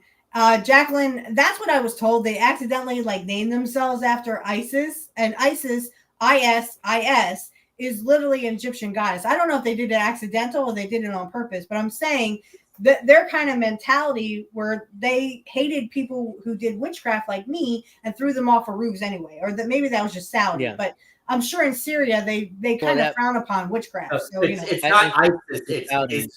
The Saudis. So, to answer your question, I'm sorry, Angel, one more time. To answer your question, Jacqueline, it probably was accidental. I don't know. It's kind of a coinkydink that they named themselves accidentally, or I say accidentally because maybe it was on purpose, but they named themselves after an Egyptian goddess of childbirth too. According to numbers released by Ukraine, the new package funded by Denmark, Estonia, Finland, Iceland, Latvia, and Lithuania, Norway, and Sweden bring the total funds pledged by NATO countries to $3.3 billion, which all goes to U.S. defense contractors, by the way. The initiative first began over the summer following a White House meeting between President Donald Trump and the NATO Security General Mark Rutte. The U.S. started shipping weapons to Ukraine using the pooled funds in September, and the U.S. have not detailed the contents of each Pearl purchase, but the report says primarily air defenses, including Patriot missile interceptors, missiles for the HIMARS rocket system, and other type of munitions. The Trump administration also continued to ship weapons packages to Ukraine that were previously approved by the Biden administration, and have approved several weapon sales for Ukraine, including one that is partially funded by U.S. military aid and will arm Ukrainian forces. Long-range cruise missiles, the U.S. weapon shipment to Ukraine, were reportedly slowed by the government shutdown, which ended this week. The news of the latest funding comes as Ukraine is losing territory to advancing Russian forces in both the eastern and southern Ukraine. Peace talks have remained stalled. So, yeah, basically these countries are giving all their taxpayer money to U.S. defense contractors. They get rich. Their stock price goes up. And this is a game. This is all part of the plan, guys. And it was approved by Biden and it was kept on by Trump. Again, it's but like Trump promised to end the war in 24 hours. Remember and it's that. a revolving door. I was kidding. It was a joke. It was a sarcastic joke. I'm funny like that. All the worst people in the world told us that to do this shit too. Anytime there's one of these war things, all the worst people in the world come out to say yeah, we need to do this. That's one of the ways you can know it's bullshit. If Lindsey Graham tells you to do it, if Dick Cheney and Hillary Clinton tell you to do it, it's a bad idea. To quote from a popular video game, The truth is, the game was rigged from the start. Well, and that's the thing is, they want to talk about how, Lindsey Graham, before this all happened, back in 2014, he went over to Ukraine and literally said, hey, we'll fight to the last Ukrainian. Yeah. Again, believe him. They don't care about Ukrainians. I covered an entire episode on Russia and the history about how it was Lindsey Graham, John McCain, I think Chris Van Holland also to Ukraine right before the revolution that took out Viktor Yanukovych, because Viktor Yanukovych did make a deal with Vladimir Putin instead with the U.S. Right. So that began the overthrow of Ukraine. Have you played that clip where Lindsey Graham's talking about? I think Zelensky was right there next to him, and he's talking about how they're we're gonna get the rare earth minerals. They'll pay us back. Ukraine's gonna pay us back in their minerals. All they care about is the minerals, baby. They don't give a fuck about any Ukrainians. Greta Thunberg visited Zelensky. I think. I'm sure she sucked his dick. I'm sure. And then they had her go to Gaza in order to rehabilitate her credibility. So, Trump presented with options to bomb Venezuela. No final decision is made. The leak about military operations could be part of a psychological operation aimed at Maduro. Senior military officials on Wednesday, this is from yesterday, by the way, presented President Trump with options for potential military operations in Venezuela, including strikes on land. The report, which cited White House officials familiar with the meeting, said that Secretary of War Pete Hegseth and Chairman of Joint Chiefs of Staff Dan Kane were involved in the briefing that presented potential options for the coming days, though no final decision was made. The report comes after signs that the president was cooling on the idea of launching a war in Venezuela through a U.S. aircraft carrier, the USS Gerald Ford, and 3 U.S. Navy destroyers just arrived in the region, significantly bolstering U.S. forces in the Caribbean. The leaks to CBS News about the briefing could be part of a psychological operation against Maduro, aimed at pressuring him to voluntarily step down from power. Although that's unlikely to happen, rather. So CBS probably knew that this was part of a psychological campaign, and they still reported on it. Like, they knew about it. Like, they're just helping the administration with their psychological campaign against Maduro, try to scare him into stepping down. Right, and that's the thing. I mean, this is just another proxy war to get the minerals, as you said earlier, Angel. This is all to get the minerals. They don't give a fuck about Venezuelans. They don't give a fuck about how much, military we have to, extend ourselves. And if you listen to Richard Wolff, this is how, the empires end, because they overextend themselves and they don't care. America is going down the path of the Roman Empire. Because again, they did the same thing. They overextended themselves. They took control too much land. So eventually the barbarians took Rome, and that was the end of the empire at that point. I'm not saying the U.S. is going to be invaded at the end of the U.S. empire, but, we're going down that path for sure. Let's see. The Wall Street Journal reported on November 5th that the president expressed reservations about attacking Venezuela, that he was content with slowly building up U.S. forces in the region and continuing the illegal bombing camps, alleged drug-running boats in the region. There's no drug-running boats. That was all made up. So Trump is allegedly cooling on the idea of the war, but the push towards regime change war in Venezuela is being driven by Secretary of State Marco Rubio, who also serves as President Trump's national security advisor. The reports have said that Stephen Miller, the president's senior domestic policy advisor, also favors war. What the hell is Stephen Miller doing in that meeting? He's supposed to be the senior domestic policy advisor. It doesn't matter. Stephen Miller, these are people that literally met a war they never liked or they never hated. They love war. It makes them very rich. And again, even if this is all bunk or whatever. Yeah, I mean, they don't care. Trump is like this too. Oh, he's cooling on it. No, he isn't. That's why he's threatening. He's cooling on it. Maduro every which way to Sunday. Trump goes back and forth on cooling on it. Then he's, we're going to go to war. Blah, blah, well, he'll get his mind right. But I'm cooling on it. He will get his mind right. I'm sure the puppets. He is the puppet, and they're the puppeteers. I'm sure the puppeteers will make their puppet get his mind right. It almost feels like an admission that it's going to become domestic policy at some point. Exactly. Yeah. This is what they're trying to do. They're trying to, like the USS Maine, I think it was the USS Maine, during the Spanish-American War, that was hit by its own gunfire. It literally ignited because it had gunfire and it blew up by itself. Nobody in Mexico had even touched it. It hurt itself in its confusion. Yeah, they thought that they claimed that it was the Spanish American War was against Spain, wasn't it? Unless I'm confused Spain. on Well, Spain, but it was more with yeah. Mexico. But so they claimed it was Spain, and then that's how they started the war, which ended up taking Puerto Rico, which we've talked about plenty of times, and how the U.S. is. This is starting exactly like that, only they're starting with Venezuela. And again, if they have learned nothing from Libya, they have learned nothing from Iraq. If you overthrow Maduro, something else is going to take its place. It may turn out to be ISIL. It may turn out to be worse than what the original plan was. The president, but they don't care about that. But there are concerns with the administration that taking out Maduro could plunge Venezuela into chaos and lead to another migrant crisis, akin to what happened in Libya after Muammar Gaddafi was brutally killed during the U.S. NATO bombing campaign. Right, and that's the thing. They can blame, the immigrants are coming here. We don't know why they're coming here. They're taking their house. You're taking their job. No, they're not. You created the shit. Yeah, I'm telling you right now, if we invade Venezuela, we're going to have to stay there permanently. And we're going to also take the oil and all the minerals they have. We're going to stay permanently. That's what they want. For the corporations. We don't get the oil. And we talked about it last week. And that's the thing. The corporations will say, literally, I've heard someone on Fox News say, well, how dare they put their oil on their land on our oil? Like, how dare they have our oil under their land? Like, how dare you? That was on Fox News. We talked about it last week, but the Russians are already saying if there's an invasion, they're going to help Maduro. So another proxy war between the Russians and the U.S. now, just like in Ukraine. So it's like I think we'll lose.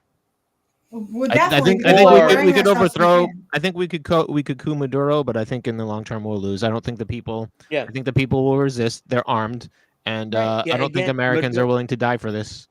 What Maduro is doing doesn't matter. They'll have something like 9/11 or something, and they'll blame the Venezuelans. They'll somehow make the boogeyman the Venezuelan people, and that's really sad because they've been doing this throughout our history of the United States. Again, these people don't care. What Maduro is doing, he's arming the entire population of Venezuela, and they're training him how to fight. Yeah. So the Venezuelan people are not, especially the gangsters, they're not going to put up with this. They're dangerous, these gangbangers in Venezuela. So they're arming them too. Watch the film the gangsters, the criminals in Venezuela. So they're arming them too. For a possible invasion. Watch the film industry make a propaganda film about. I'm sure. Again, regime change. Again, they learned nothing from Iraq. They've learned nothing from Libya, and this is just another war where we're going to spread ourselves really thin.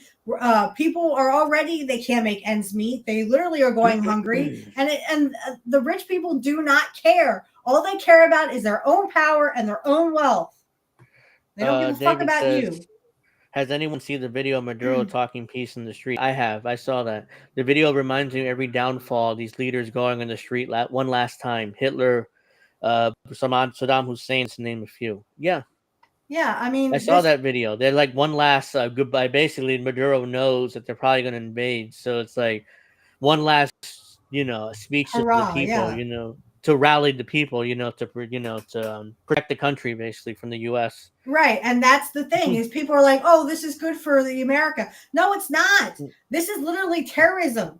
This is called terrorism. The United States are terrorists. We're going into Venezuela because we have no reason to be there, but yet we still want the resources. That's what the American government does. And they use the pawns of the military because they know the military has to listen to the president, who is the military commander. Yeah, David says they're not gangsters; they're bad hombres. That's what Trump called, these bad Mexicans. Rubio has previously directed ousting Maduro to the killing of Gaddafi. Back in 2019, when the first Trump administration attempted to unseat Maduro, Rubio posted a picture on Twitter of Gaddafi in the moments before he was killed as a threat to the Venezuelan leader. Marco Rubio was a senator then, so he's always been pro regime change in Latin America. Like he wants regime change in Cuba and Venezuela and Colombia now. Again, they want to fuck with brown people, whether it's the Mexicans or Latinos, or they want to mess with fucking Gaza and Palestinians. ironically, Marco Rubio is Cuban. He's Hispanic, so he's fucking around with trying to overthrow all these countries and Money screw all talks, babe. Hispanics. Money talks. It doesn't matter if you're Hispanic or not. Money talks and bullshit talks. Marco Rubio is fluent in Spanish. So when he was senator in Florida, he's always campaigning in Spanish and stuff. So to get people, ironically, Venezuelans and Cubans, right wing Venezuelans and Cubans, to vote for him. It worked. I mean, they elected him multiple times. It worked, right? Because he was like, "I am you, but you're not. You don't care." Again, money talks and bullshit walks. Look at what happened with Obama, and did he help black people? Fuck no. Marco Rubio, same thing. Did he help Latinos and Hispanics? Fuck no. He don't give a fuck. Money talks and bullshit walks. And I sent you another clip relating to all of this from Jimmy Dore back in 2019 when he was talking about U.S. trying to intervene in other countries. So last week, ahead of the Senate vote on a bill to Trump and starting a war with Venezuela without congressional authorization. They have not done that since World War II. Yeah, actually, that was a resolution. That was not a law, So it's just a virtue of the Senate. Well, they can get around it. They could say it's gray area, right? Yeah, which failed, by the way. That vote failed 49-51. Trump officials told lawmakers that they didn't directly have plans to bomb the country and that they lacked legal authorization to do so. But the administration also conveyed that they plan on getting a legal opinion in the Department of Justice to justify the strikes in Venezuela, which will still be legal without removal from Congress per the Constitution. The U.S. government doesn't care. Obama didn't care when he killed 2 Americans extrajudicially. The Trump doesn't care. He's killed more people. He's bombed boats, even though there's no evidence that they're drug boats. But even if they were drug boats, that's not justification. That's still illegal. So Trump killed the daughter. Obama killed the father and the son, and then Trump finished off the family by killing the 13-year-old daughter. Yep. Yeah, I mean, remember before Trump got reelected, you saw Trump and Obama interacting and laughing with each other in that funeral. Again, in one big club, and we ain't in it, guys. We are not the elites. Elites don't care about you. They don't care about your kids. They don't care if you have enough to eat. They don't care if your kids have enough to eat. They just want to rape your fucking kids. They don't care about you. Let's see. The U.S. Marines arm F-35Bs in Puerto Rico for Caribbean missions. So there's the F-35s there. This is from Defense Blog, by the way. New footage. The United States Marine Corps aviation units are preparing for combat sorties in the Caribbean as part of ongoing missions directed by U.S. Southern Command and Department of War. New footage by the Marine Corps show F-35Bs Lightning II aircraft being armed in Puerto Rico as U.S. forces continue to disrupt illicit trafficking routes across the region. According to the U.S. Marine Corps, the U.S. Marines and Marine Fighter Attack Squadron 225, assigned to U.S. Marine Corps Force South, loaded a GBU-54 laser Joint Direct Attack 35B Lightning II at Jose Aponte de la Torre Air 25th. The aircraft, a part of VMFA 225s, are deployed to support operations ordered by the president's priorities to disrupt illicit drug trafficking and protect the homeland. The Marine Corps said that activity demonstrates the squadron's readiness to conduct missions across the Caribbean as part of a wider Southern Command effort to monitor, interdict, and deter criminal networks that use the region air and corridors for smuggling. The U.S. Marine Corps emphasize that these operations are carried out under Department of War directed tasking and involved coordination with regional partners. The F-35Bs are short. That explains what the plane is. Let's see. The service was on specific mission profiles, but emphasized the role of the Marine Nation supporting Southern Command's regional mandate. The operations fall under a long-running U.S. effort to track trafficking networks and move narcotics around towards North America using fast boats, small aircraft, and covert maritime routes. By staging aircraft from Puerto Rico, the Marine Corps places advanced sensors, rapid response aviation, and precision strike capabilities within reach of trafficking corridors in recent years due to increased enforcement pressure elsewhere in the hemisphere. The deployment also reflects growing emphasis on flexible basing, allowing Marine Corps units to operate from smaller civilian dual-use facilities when necessary. So, all these politicians are cokeheads, by the way. Like half of these and politicians gay are fucking cokeheads. pedophiles. Oh, and by the way, this the is, like, people way who too literally far. picked on trans people are probably trans. I'm sure Megyn Kelly has a dick somewhere. Remember Stone Cold with not gonna Stephanie comment McMahon? on He's like, that. "Am I about to stun my first transvestite?" Exactly. Oh, Bill, you have some presence there. I'm like, oh, I can't unsee that. Ah! So The Bill, operations, while operations take place outside the continental United States, they target trafficking routes that directly affect U.S. communities and law enforcement agencies. The presence of Marines F-35Bs also reflect a broader shift towards dispersing advanced aircraft across multiple forward locations. A concept the Department of War views as relevant not only towards counter-narcotics missions, but wider national security planning. So there you go. What was that? Hold on. What happened to free market and here, this is supply funny. and demand and all this? Like this is funny here. Free market for who? Poor people? I'm not sure you guys see this, but I feel like it's a contradiction. You're a funny guy. This is pretty funny here. If you wish to report a grammatical or factual error in any of our news articles, please let us know by using the online forum. Nope. So there's grammatical error. And if you have grammatical errors, please let us know, basically. So it's Jackie, no, they don't. They pretend to because it's professional wrestling. Sorry, Angel. One thing. Yeah. Trump and Rubio do not despise each other. They only pretend to. It's kind of like I said, there's a reason why Donald Trump is in the WWE Hall of Fame, because he's always wanted to be a professional wrestler. Just he didn't want to work out and actually eat right and have a good body. I have bone spurs. He wanted to. He wanted to be like the psychological wrestler with the, all the stupid fucking storylines that they got. So no, they do not despise each other. They are on the same team. No, that was Tiny Hands Rubio. It was all just bullshit. Remember, Tulsi Gabbard suggested Trump should not hire Rubio in his cabinet, but then he still did. He didn't and say he joined the administration. She still joined the administration. Trump's finishing move would be he takes his tiny hand and he shoves it down your throat like Socko. I got that Jimmy Dore shirt of Tiny Hands Trump or whatever. Yeah, Tiny Hands Trump. I like that. Yeah, I do agree with that, Sean. That they do that. Why they call it ballroom, because they make out in it. They touch each other balls. Well, they juggle the balls. This is from the American Conservative. Foreign Affairs opinion piece. Don't do it, Mr. President. Didn't we read that like a week or two ago? I could have sworn we read this already. Yeah, we did. Oh, what's he whispering in his ear? Because we were going after right. saying, don't do it, really? Oh, yeah, I screwed. No, I don't know why I bookmarked this again. It's from October 29th. Yeah, this is old. I already read this. All right, so...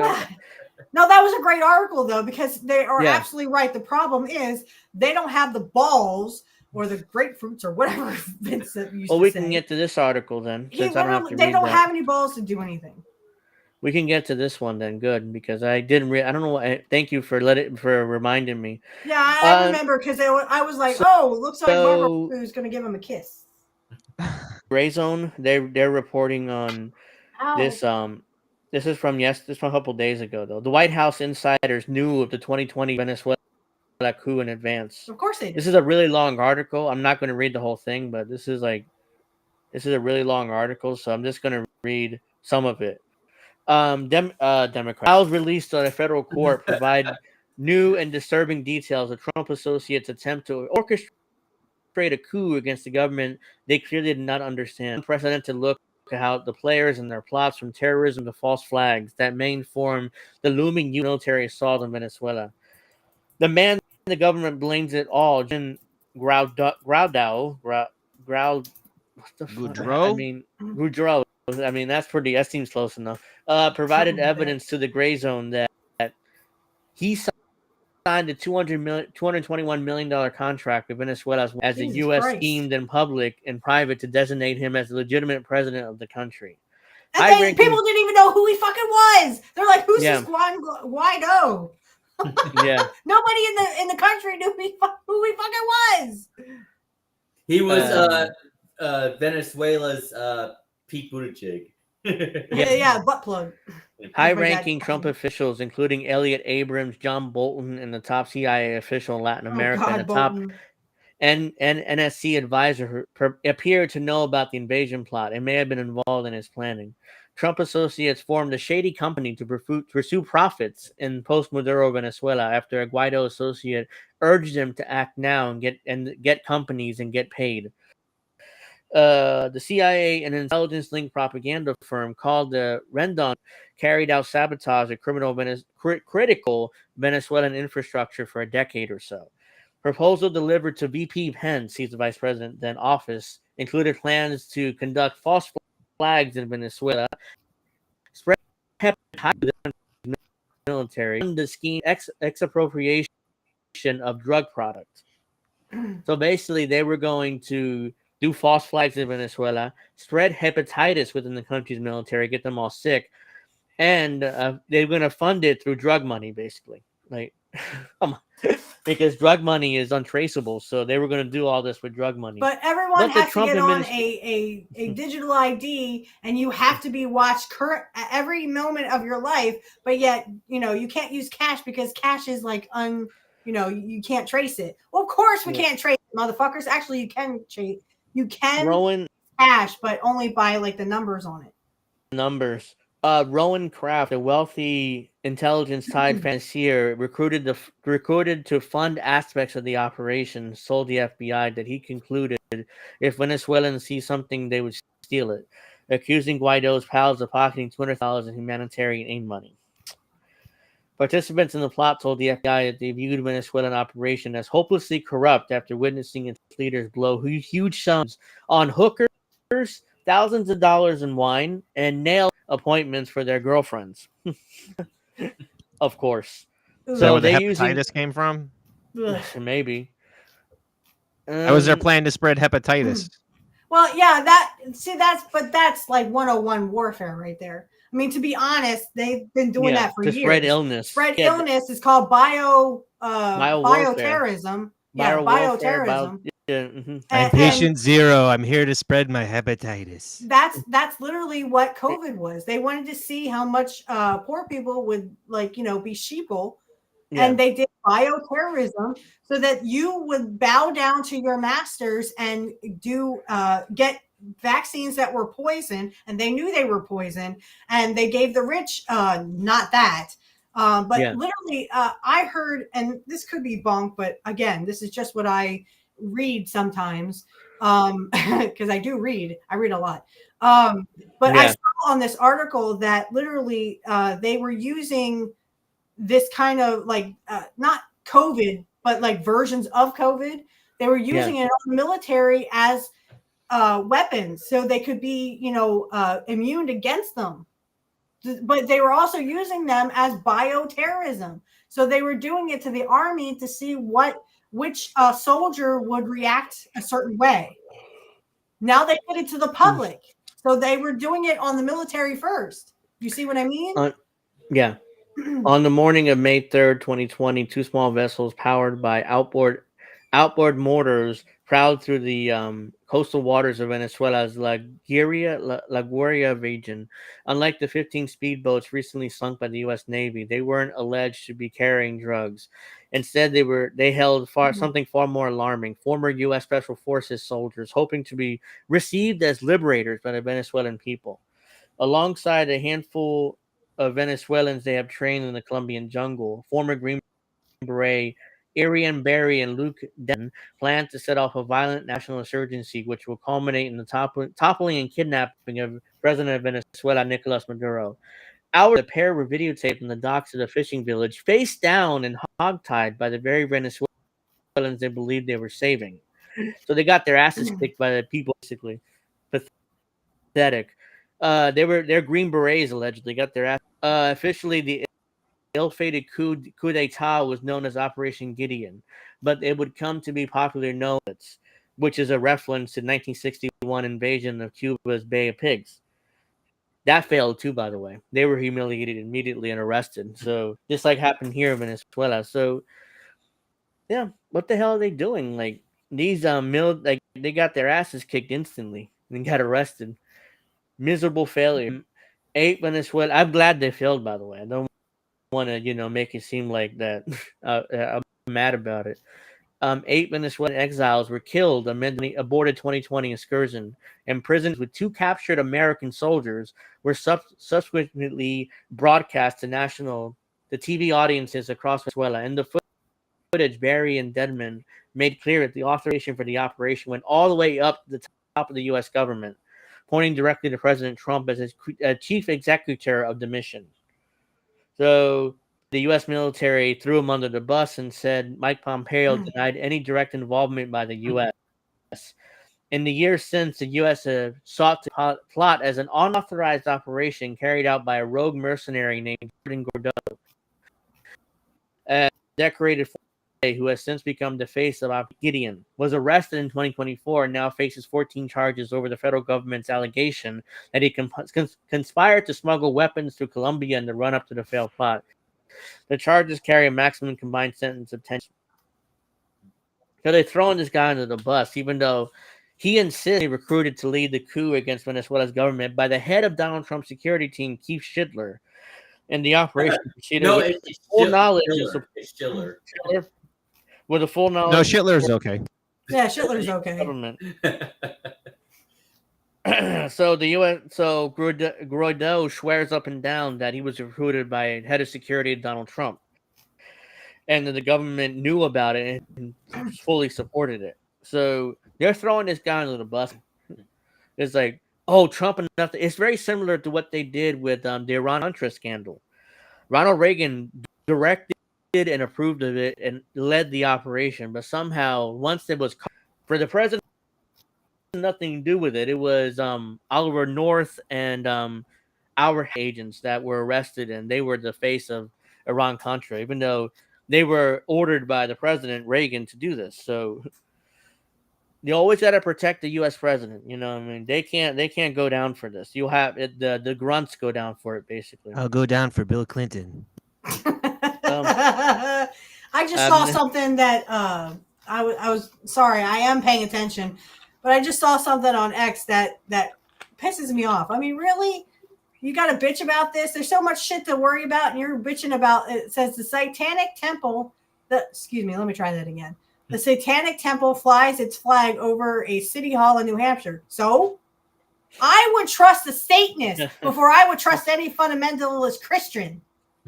Because at least those Satanists tells you where they're coming from. Do you speak it?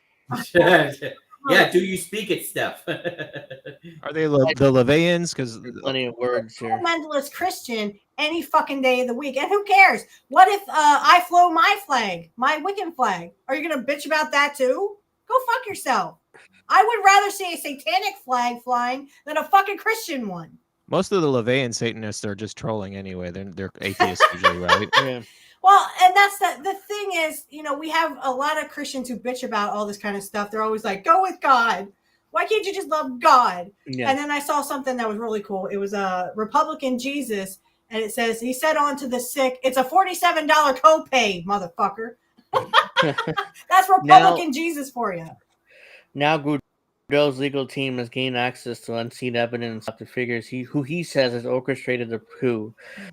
The Gray Zone among the first public to review the material, which includes FBI interviews with participants in the plot, which demonstrate foreknowledge by top Trump associates, leaders of the government of Colombia, CIA officers and assets, and officials working directly under Vice President Mike Pence and Trump. The documents suggestions at the various stages the U.S. government monitored and supported the operation, which was sponsored by American financiers close to Trump, as well as Venezuelan opposition leaders financed by Washington.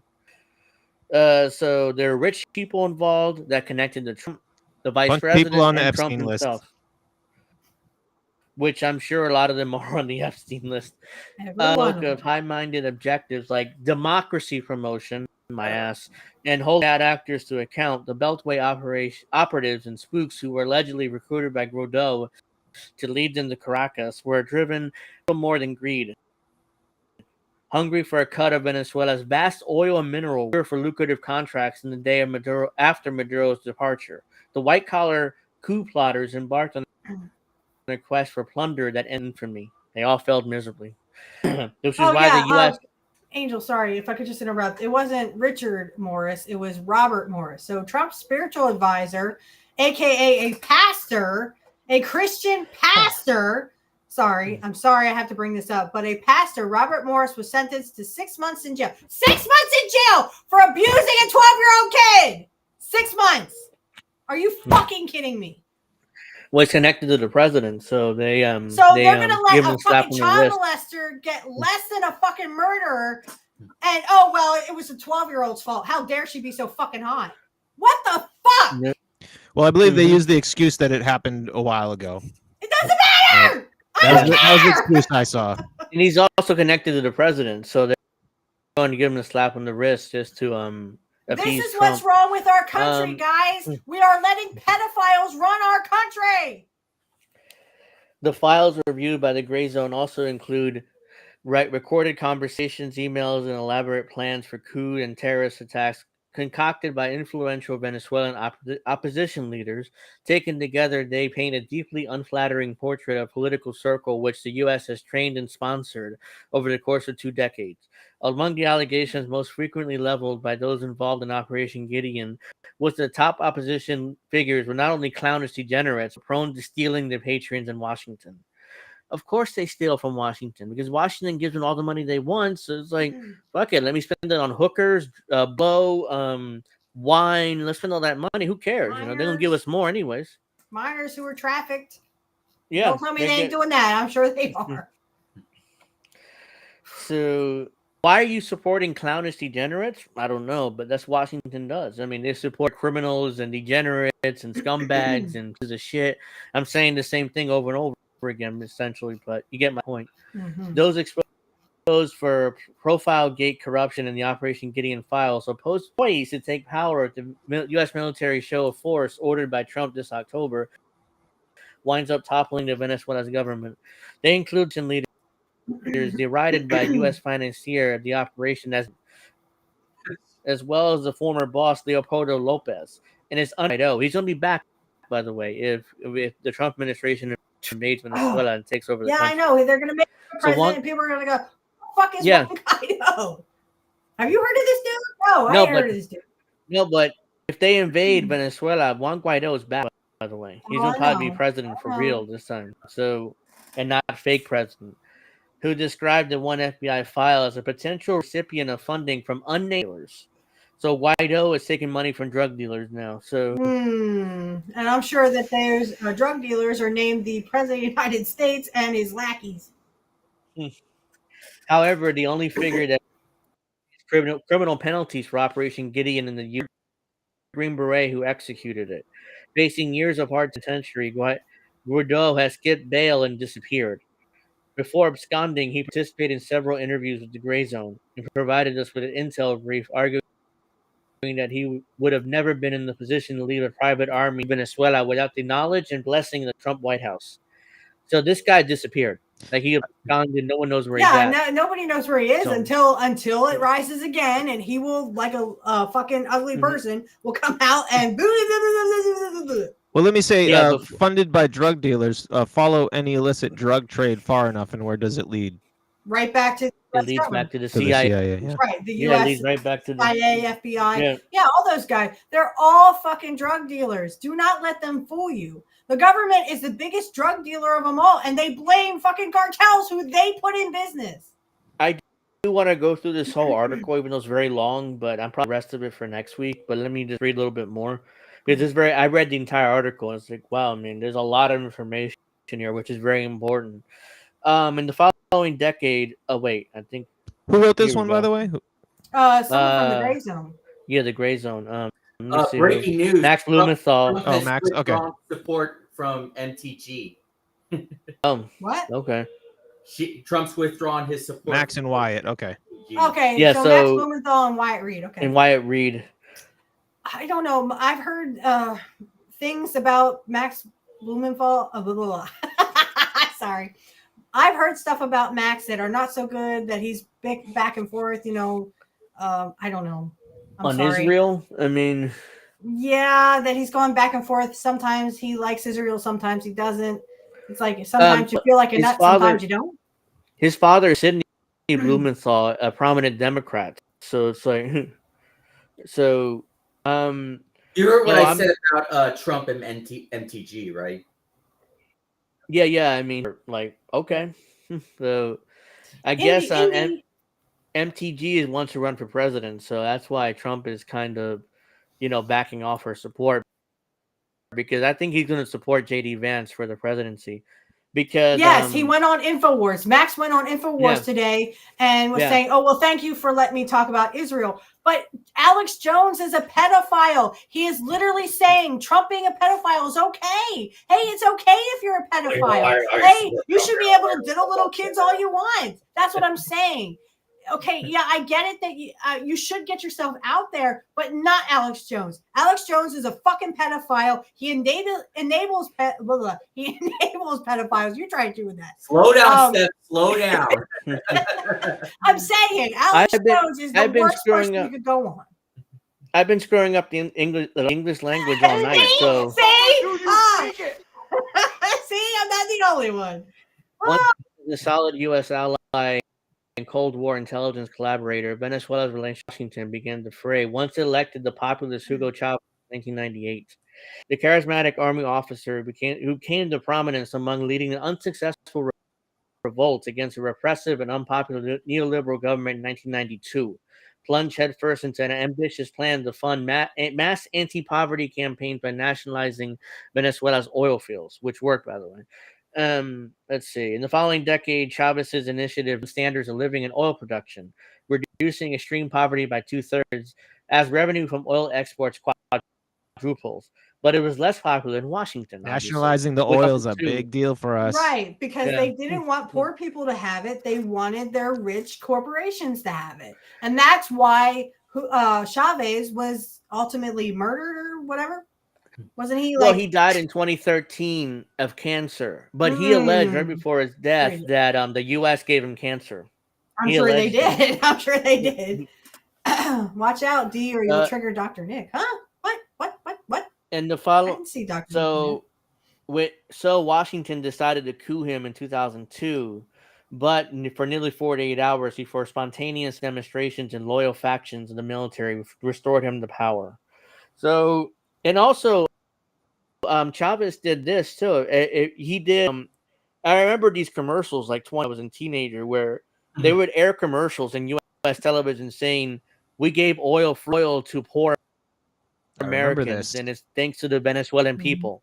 So, and I remember these ads like, "Wow, Venezuela." I was a teenager then. I was like, "Wow, they keep talking shit about Hugo Chavez and how terrible he is, but look, you just gave free oil to poor Americans who couldn't afford it for their gas bill in the winter."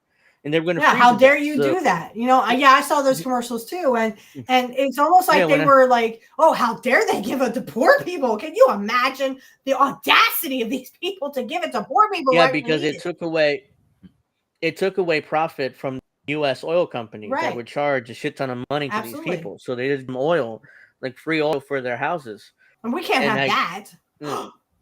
Largest oil reserves on the planet. That's why we're effing. All right, bye, Jackie. Yeah, keep it real, girl. We're going to wrap up in a few minutes anyways, but I'm going to read the rest of this article next week. So after Chavez's untimely death, his preferred successor and foreign minister, Nicolas Maduro, was elected months later.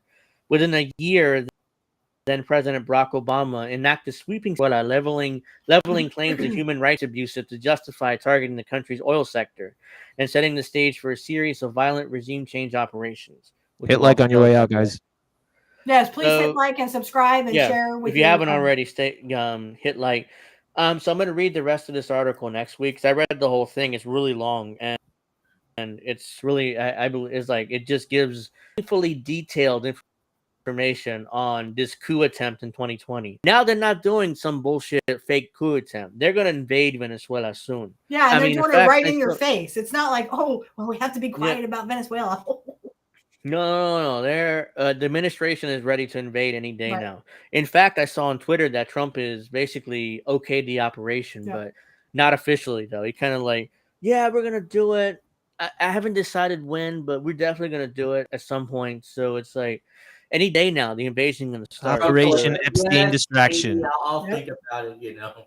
Yeah. See, this is just all a big. I mean, I know that they are planning on. They will invade because again, they've learned nothing from, like I said, Iraq. They learned nothing from Libya. They literally all they want to do is terrorism and dominate, so that our corporations come out on top. And again, poor people in Venezuela, I'm sorry, guys. We feel for you, but there's nothing we can do because we can barely make ends meet. Us poor people here in the United States can barely make ends meet. They're not going to listen to us. The rich people don't care about us. They want us all to own nothing, be happy, and eat sea bugs. And they sit around and suck dick all day. So, I mean, there's nothing we can do. Sorry. So, I wish there pretty was. funny. It's pretty funny. Manhattan psychotherapists report 75% of patients fixated on causing anxiety. What? On Fox News on November 14, 2025, Manhattan psychotherapist revealed that 75% of his patients exhibit intense fixation on Donald Trump, leading to symptoms including insomnia, anxiety, and disruptive daily activities. He described cases of trauma triggered by Trump-related news, contrasting this with historical national unity like after Reagan's 1981 shooting, and emphasized treating underlying mental health issues without endorsing Trump derangement syndrome as a formal diagnosis. Okay, first of all, this is Fox News, so take it with a grain of salt. But second of all, what data are you talking to? A bunch of fucking rich liberals? That you have to be, because again, poor people have more to worry about than fucking Trump and how Trump is blowing everybody. Yeah, so this has had to be a bunch of rich liberals. The interview sparked widespread discussion, over 189,000 engagement, highlighting polarized reaction to political obsession in divided America. So this who's is actually dividing America are the fucking rich people. They want us to think that the immigrants are our enemies. They want to think. See, the thing is, I don't like therapy. First of all, I don't like psychologists. I don't like therapists. You know why? Because, and you can see this on James Corbett's, if you go on his website, you can see it. He has the history of psychology, and it wasn't really, it didn't start very well. You know, back in the slave times, they had people who literally thought that slaves were mentally ill, and that's why they want to be free. You had people who literally thought that was a mental illness for people who were enslaved to want to be free. That was a mental illness. So psychology is nothing but pseudoscience. Fuck that. Rid of that. Anyways, before we go, I want you guys to check out IndieNewsNow.com. This is all the this is news aggregator that Indie created. They're the episode right there, Angel in the Afternoon. It's all the news from our great sources. Also, if you want to watch, you could watch live too. We're live on IndieNews.com too. Woohoo! So also we have merch. We have merch, so check out the merch. Check out the merch, guys. You can find Pro Wrestling Talk merch, I'm sure. Apparently, Indie hates your website. Oh. Yeah, we have Angel in the Afternoon gear. We have this shirt too that I'm wearing right now. Woo! Yeah. We have Angel in the Afternoon gear as well. We have Indie gear. $23. So where is it? There it is. Get them while you can. My They're face going like right there. hotcakes. Oh, look at that. That's Pro Wrestling Talk. You can get Pro Wrestling Talk. Yeah. Get them now before they get out. Hey, they make great Christmas gifts. Angel in the Afternoon. They make wonderful Christmas gifts and Yule gifts. So you can get Angel in the Afternoon shirts in white or black. You can get. Nobody's blowing anybody. These are real. These are very comfortable shirts, by the way. I love this shirt. So very comfortable. Get them while you can. They're going like hotcakes. They make great Christmas and Yule presents. Make great Christmas presents or whatever you celebrate. Hanukkah, if you celebrate that. There's a Pro Wrestling Talk. They're only available in white, apparently, but it's a great shirt still. So check it out there. Earl, that's a new one. Yes, get your merchandise now. Pro Wrestling Talk. Like I said, they make great birthday presents, great Christmas presents, and Hanukkah, or even if you're an atheist but you like to give gifts, give the gift of Pro Wrestling Talk and Angel in the Afternoon. So here's the link to that in the chat. But here's my plug. I mean, that was. I got to plug Titan Skull Heavy Metal. Yes. There you go. And listen to what Bill said. Those are Titan Skull Heavy Metal, available on the digital platforms and for free streaming. That's my band. Yeah. There you go. That was my shameless plug, and that was Bill's shameless plug. And you have anything to plug, Witchy, or I assume you do before we go. Yeah. So my next episode 113, I think, is coming out. So let me just pull that up. Sorry, I was not prepared for that one. So 113 is coming out on Sunday, and it's a dedication to Ravishing Rick Rude. Like somehow he does better numbers than Kurt, but don't tell him, it'll go to his head. So it's a dedication to Ravishing Rick Rude that will be coming out on Sunday on Rumble at 9 p.m. and then it'll be coming out on Thursday, 8 a.m. on YouTube. I forgot. And don't forget, I forgot to mention that. This I'm sorry, go finish up. This Sunday, hopefully, I'm going to have the lovely Angel Rivera on my show. He's going to be guest hosting. Yeah, we should. At 5:00 p.m., I'm going to go ahead and try to record one. If not, that's fine. I can just do it by myself again. And we will try to get the lovely Angel Rivera back on my show in January 9th, I believe. I have to double check. But I'm going to have the lovely Kit Cabello on. So, yes, Kit Cabello will be on my show again, thankfully. So we also have tissues. Let me try that again. Stickers available, tissues.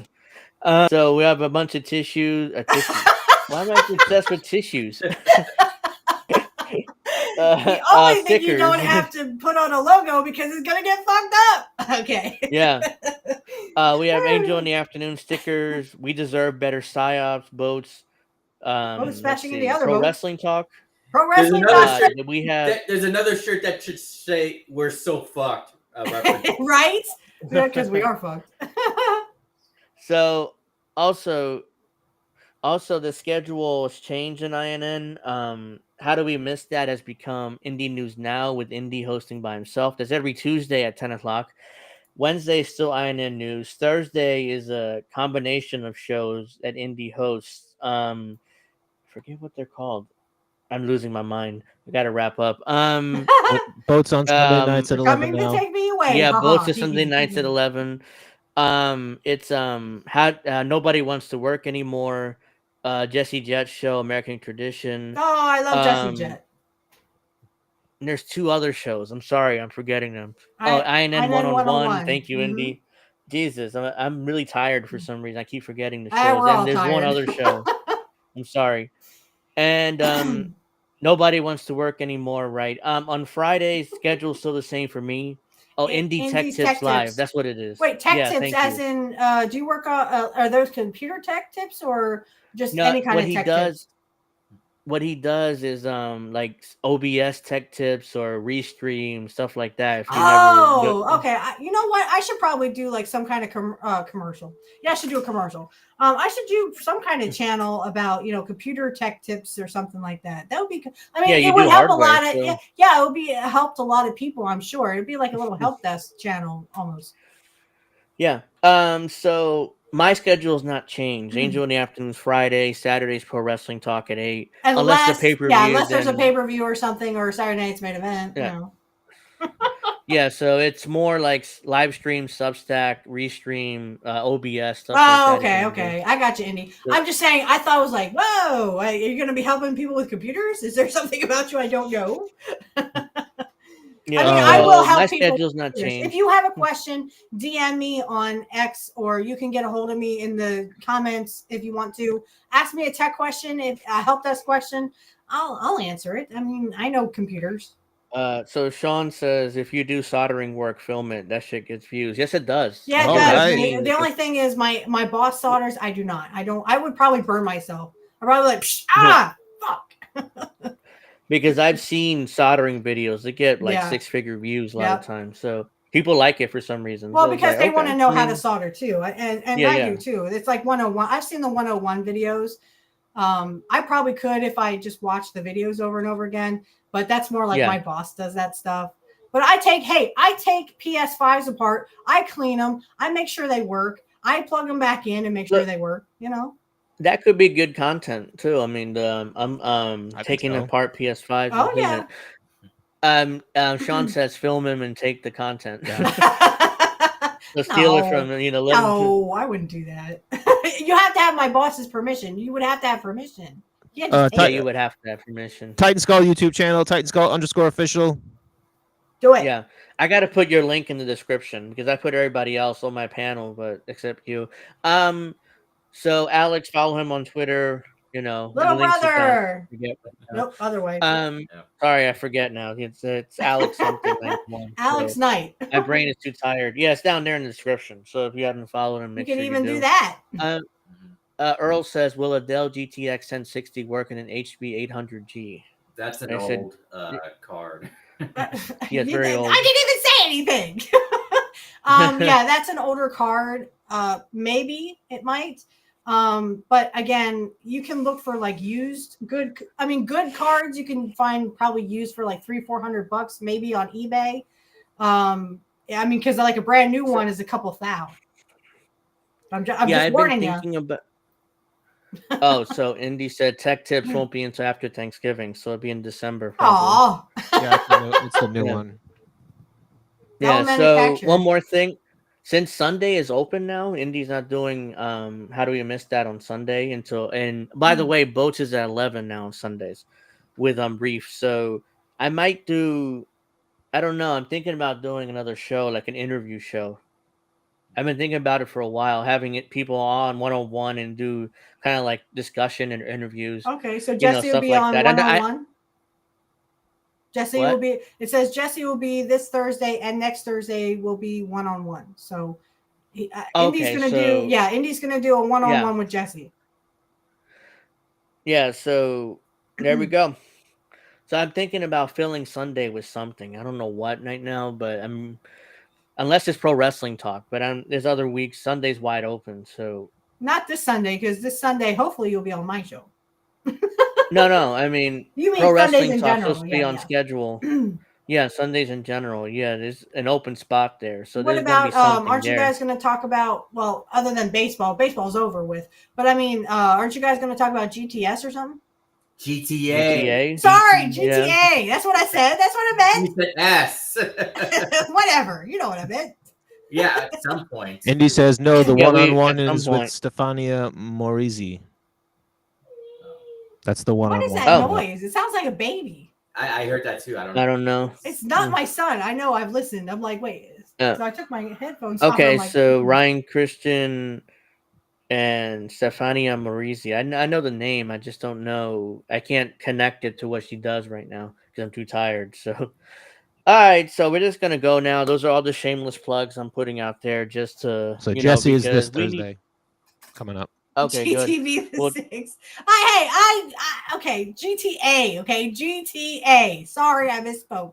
But if I could just say real quick, Earl, it doesn't matter if it's Dell or whatever. I mean, I've seen a bunch of pre-builts and custom builds. Trust me, gaming is gaming.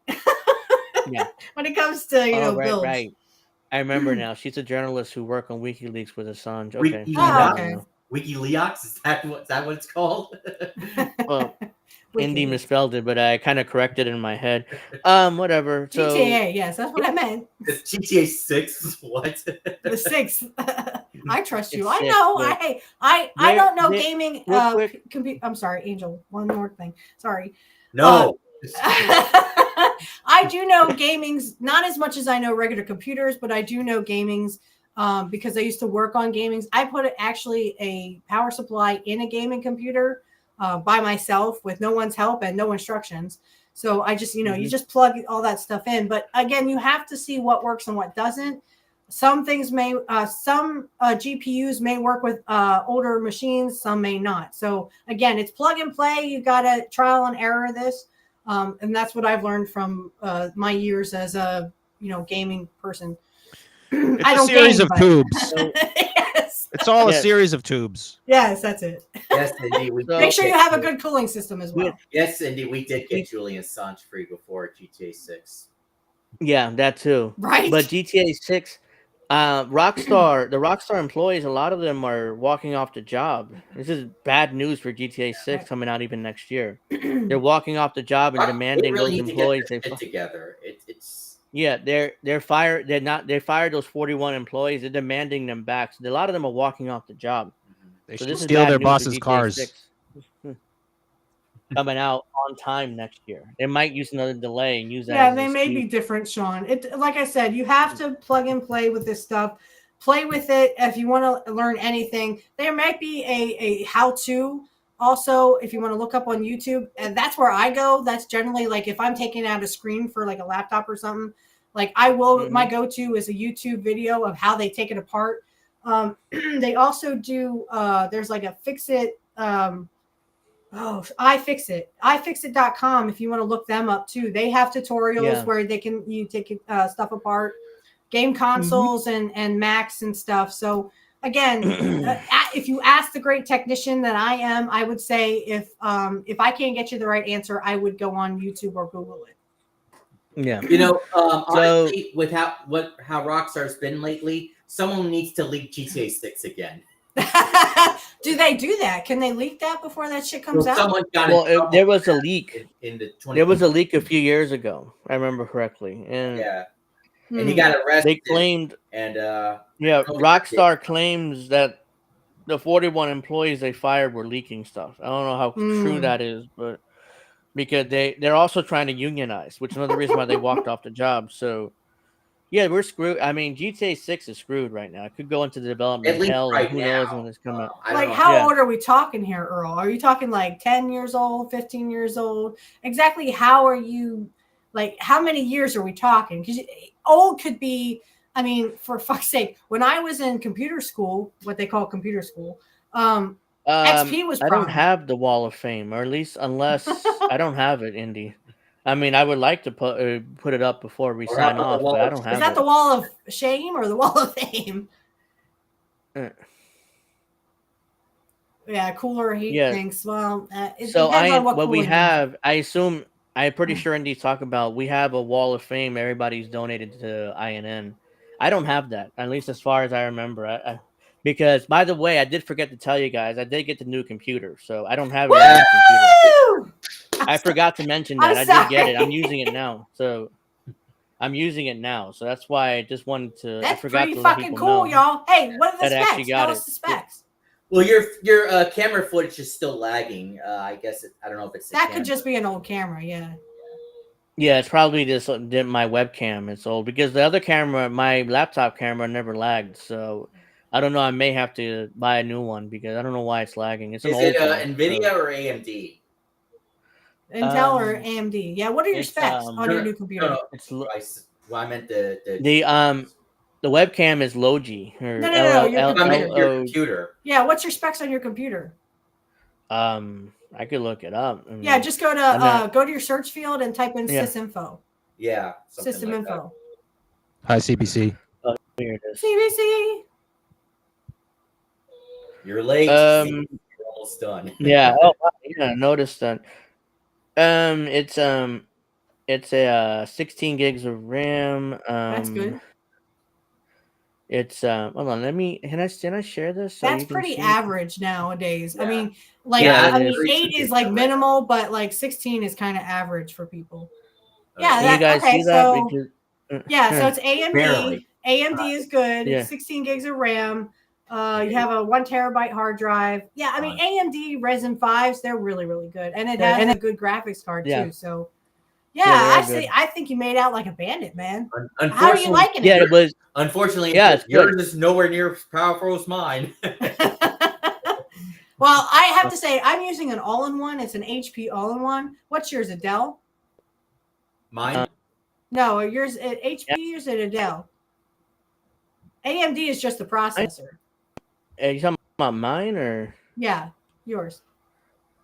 It's a Oh, a Seer, Acer. I'm sorry. Oh, an Acer. Okay, yeah, I've heard.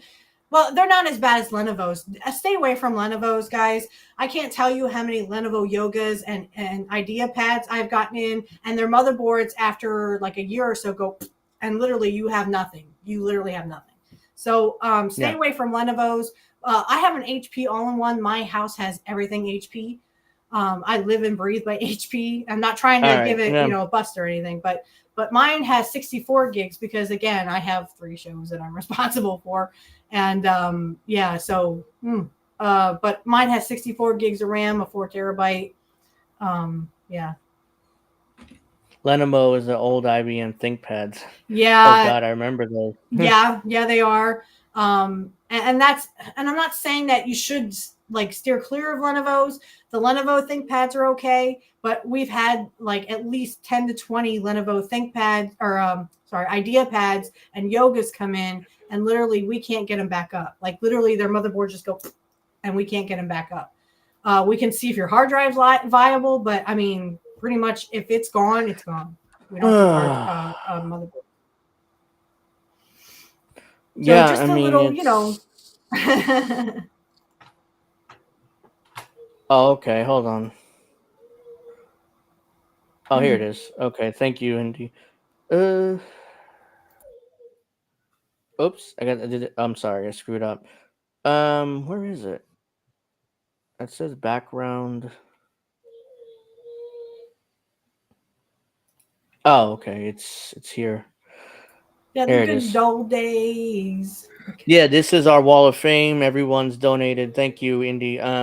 These are all the names people have donated. The ones in orange have supported INN very generously. We thank you for that. Yeah, where is Fred Edward anyway? He was the one talking about he wanted wings. What is with him and wings? Yeah, right. Where is he this week? He's not here. We can donate to INN via Cashapp. Cash.app/Indie News Network or $Indie News Network. You can donate through Ko-fi, Ko-fi.com/Indie News Network. You can donate through PayPal. Vince McMahon's evil mustache. Right? Where's that dude?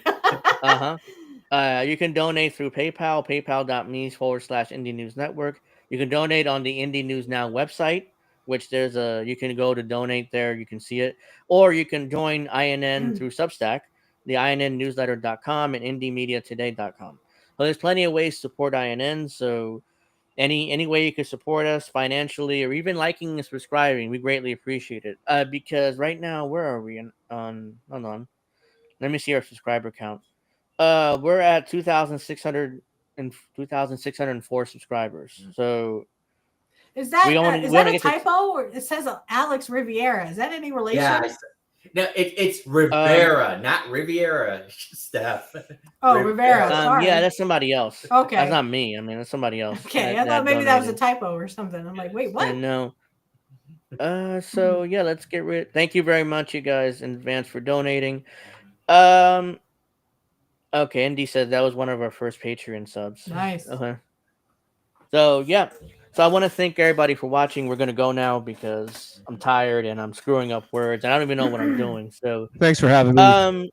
Yeah. Anytime, please, you could. I think you're welcome on every week if you want, if you're able to. Whenever I can. But come on tomorrow if you can. Even if you make jokes about modern wrestling, don't worry about that, Bill. I mean, we all make funny jokes about literally about. Here's the thing. Here's the thing with modern wrestling. It sucks for the most part. So even WWE is terrible right now. So yeah, I was saying I feel bad just making jokes. It's like I don't know much about it, and I don't want to just insult the art form without knowing anything about it. I mean, what AEW is one walking joke. We're going to talk about blood and guts because I heard it was terrible. Awful. No, I was saying it's much better than WWE's War Games. That's what I was saying. I don't know about that. Well,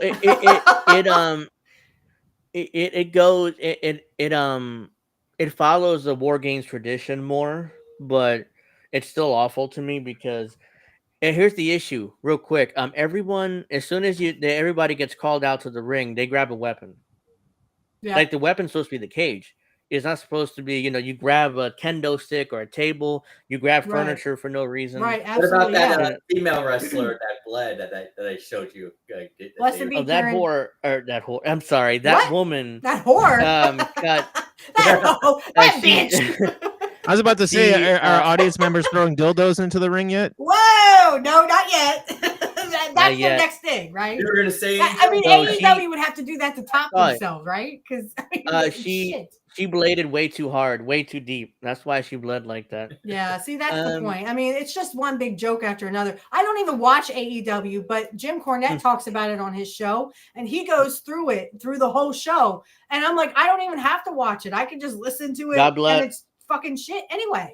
She was bleeding from her head. Well, she was bleeding from wherever. Well, God bless him for going through that, because I wouldn't be able to review the entire show because it's terrible. All right. So, yeah, we'll talk about that more tomorrow on Pro Wrestling Talk, 8 o'clock Eastern. Alex will be on at 9, I assume, for clips. And Bill, you're welcome to come on anytime. All right. Yeah, just let me know or let Witchy know, and she'll let me know, whatever. Come on tomorrow if you can. What? Who? Dave. I said Dave. Yes, Dave. If Dave is still in the comment section, Dave, you are also welcome, big brother. He's a Shawn Michaels fan, so you can make Dave's fun of not him. here, man. I think he went to sleep. He said something about letting off. Okay, well, I mean, if anyone talks to Dave or sees Dave, tell him he can come on. We'll make fun of him because he likes Shawn Michaels. He said something about getting off. Whoa! Knicks have another injury. It's a Nobi or whatever his name is. Ananobi? Oh, God. I mean, they're going down quickly. All right. So we're going to go now. I've been saying that for 20 minutes, but really, we got to go this time. Thank you very much for watching, everybody. Make sure you like and subscribe. Share the content. I got to get better at sharing clips of the show. I'm just really lazy with editing, but I got to get better with that because people like shorter clips. Jewish goodbye? What? Shorts are doing well on YouTube right now. My show, when I post shorts on the Titan Skull official, they get like 1,000 likes. Or 1,000 views, I should say. They do well. When I used to do shorts, they got over 1,000 views and a lot of likes. Shorts is where it's at for YouTube now. People are very lazy when it comes to watching full streams like this. For the most part, like little clips or shorts like that. So, when you never leave, but you keep saying goodbye. Right? In the end, I gotta go. I have to leave. Here we go. Okay. So, thank you very much for watching, everybody. We gotta go. See you Saturday, 8 o'clock for Wrestling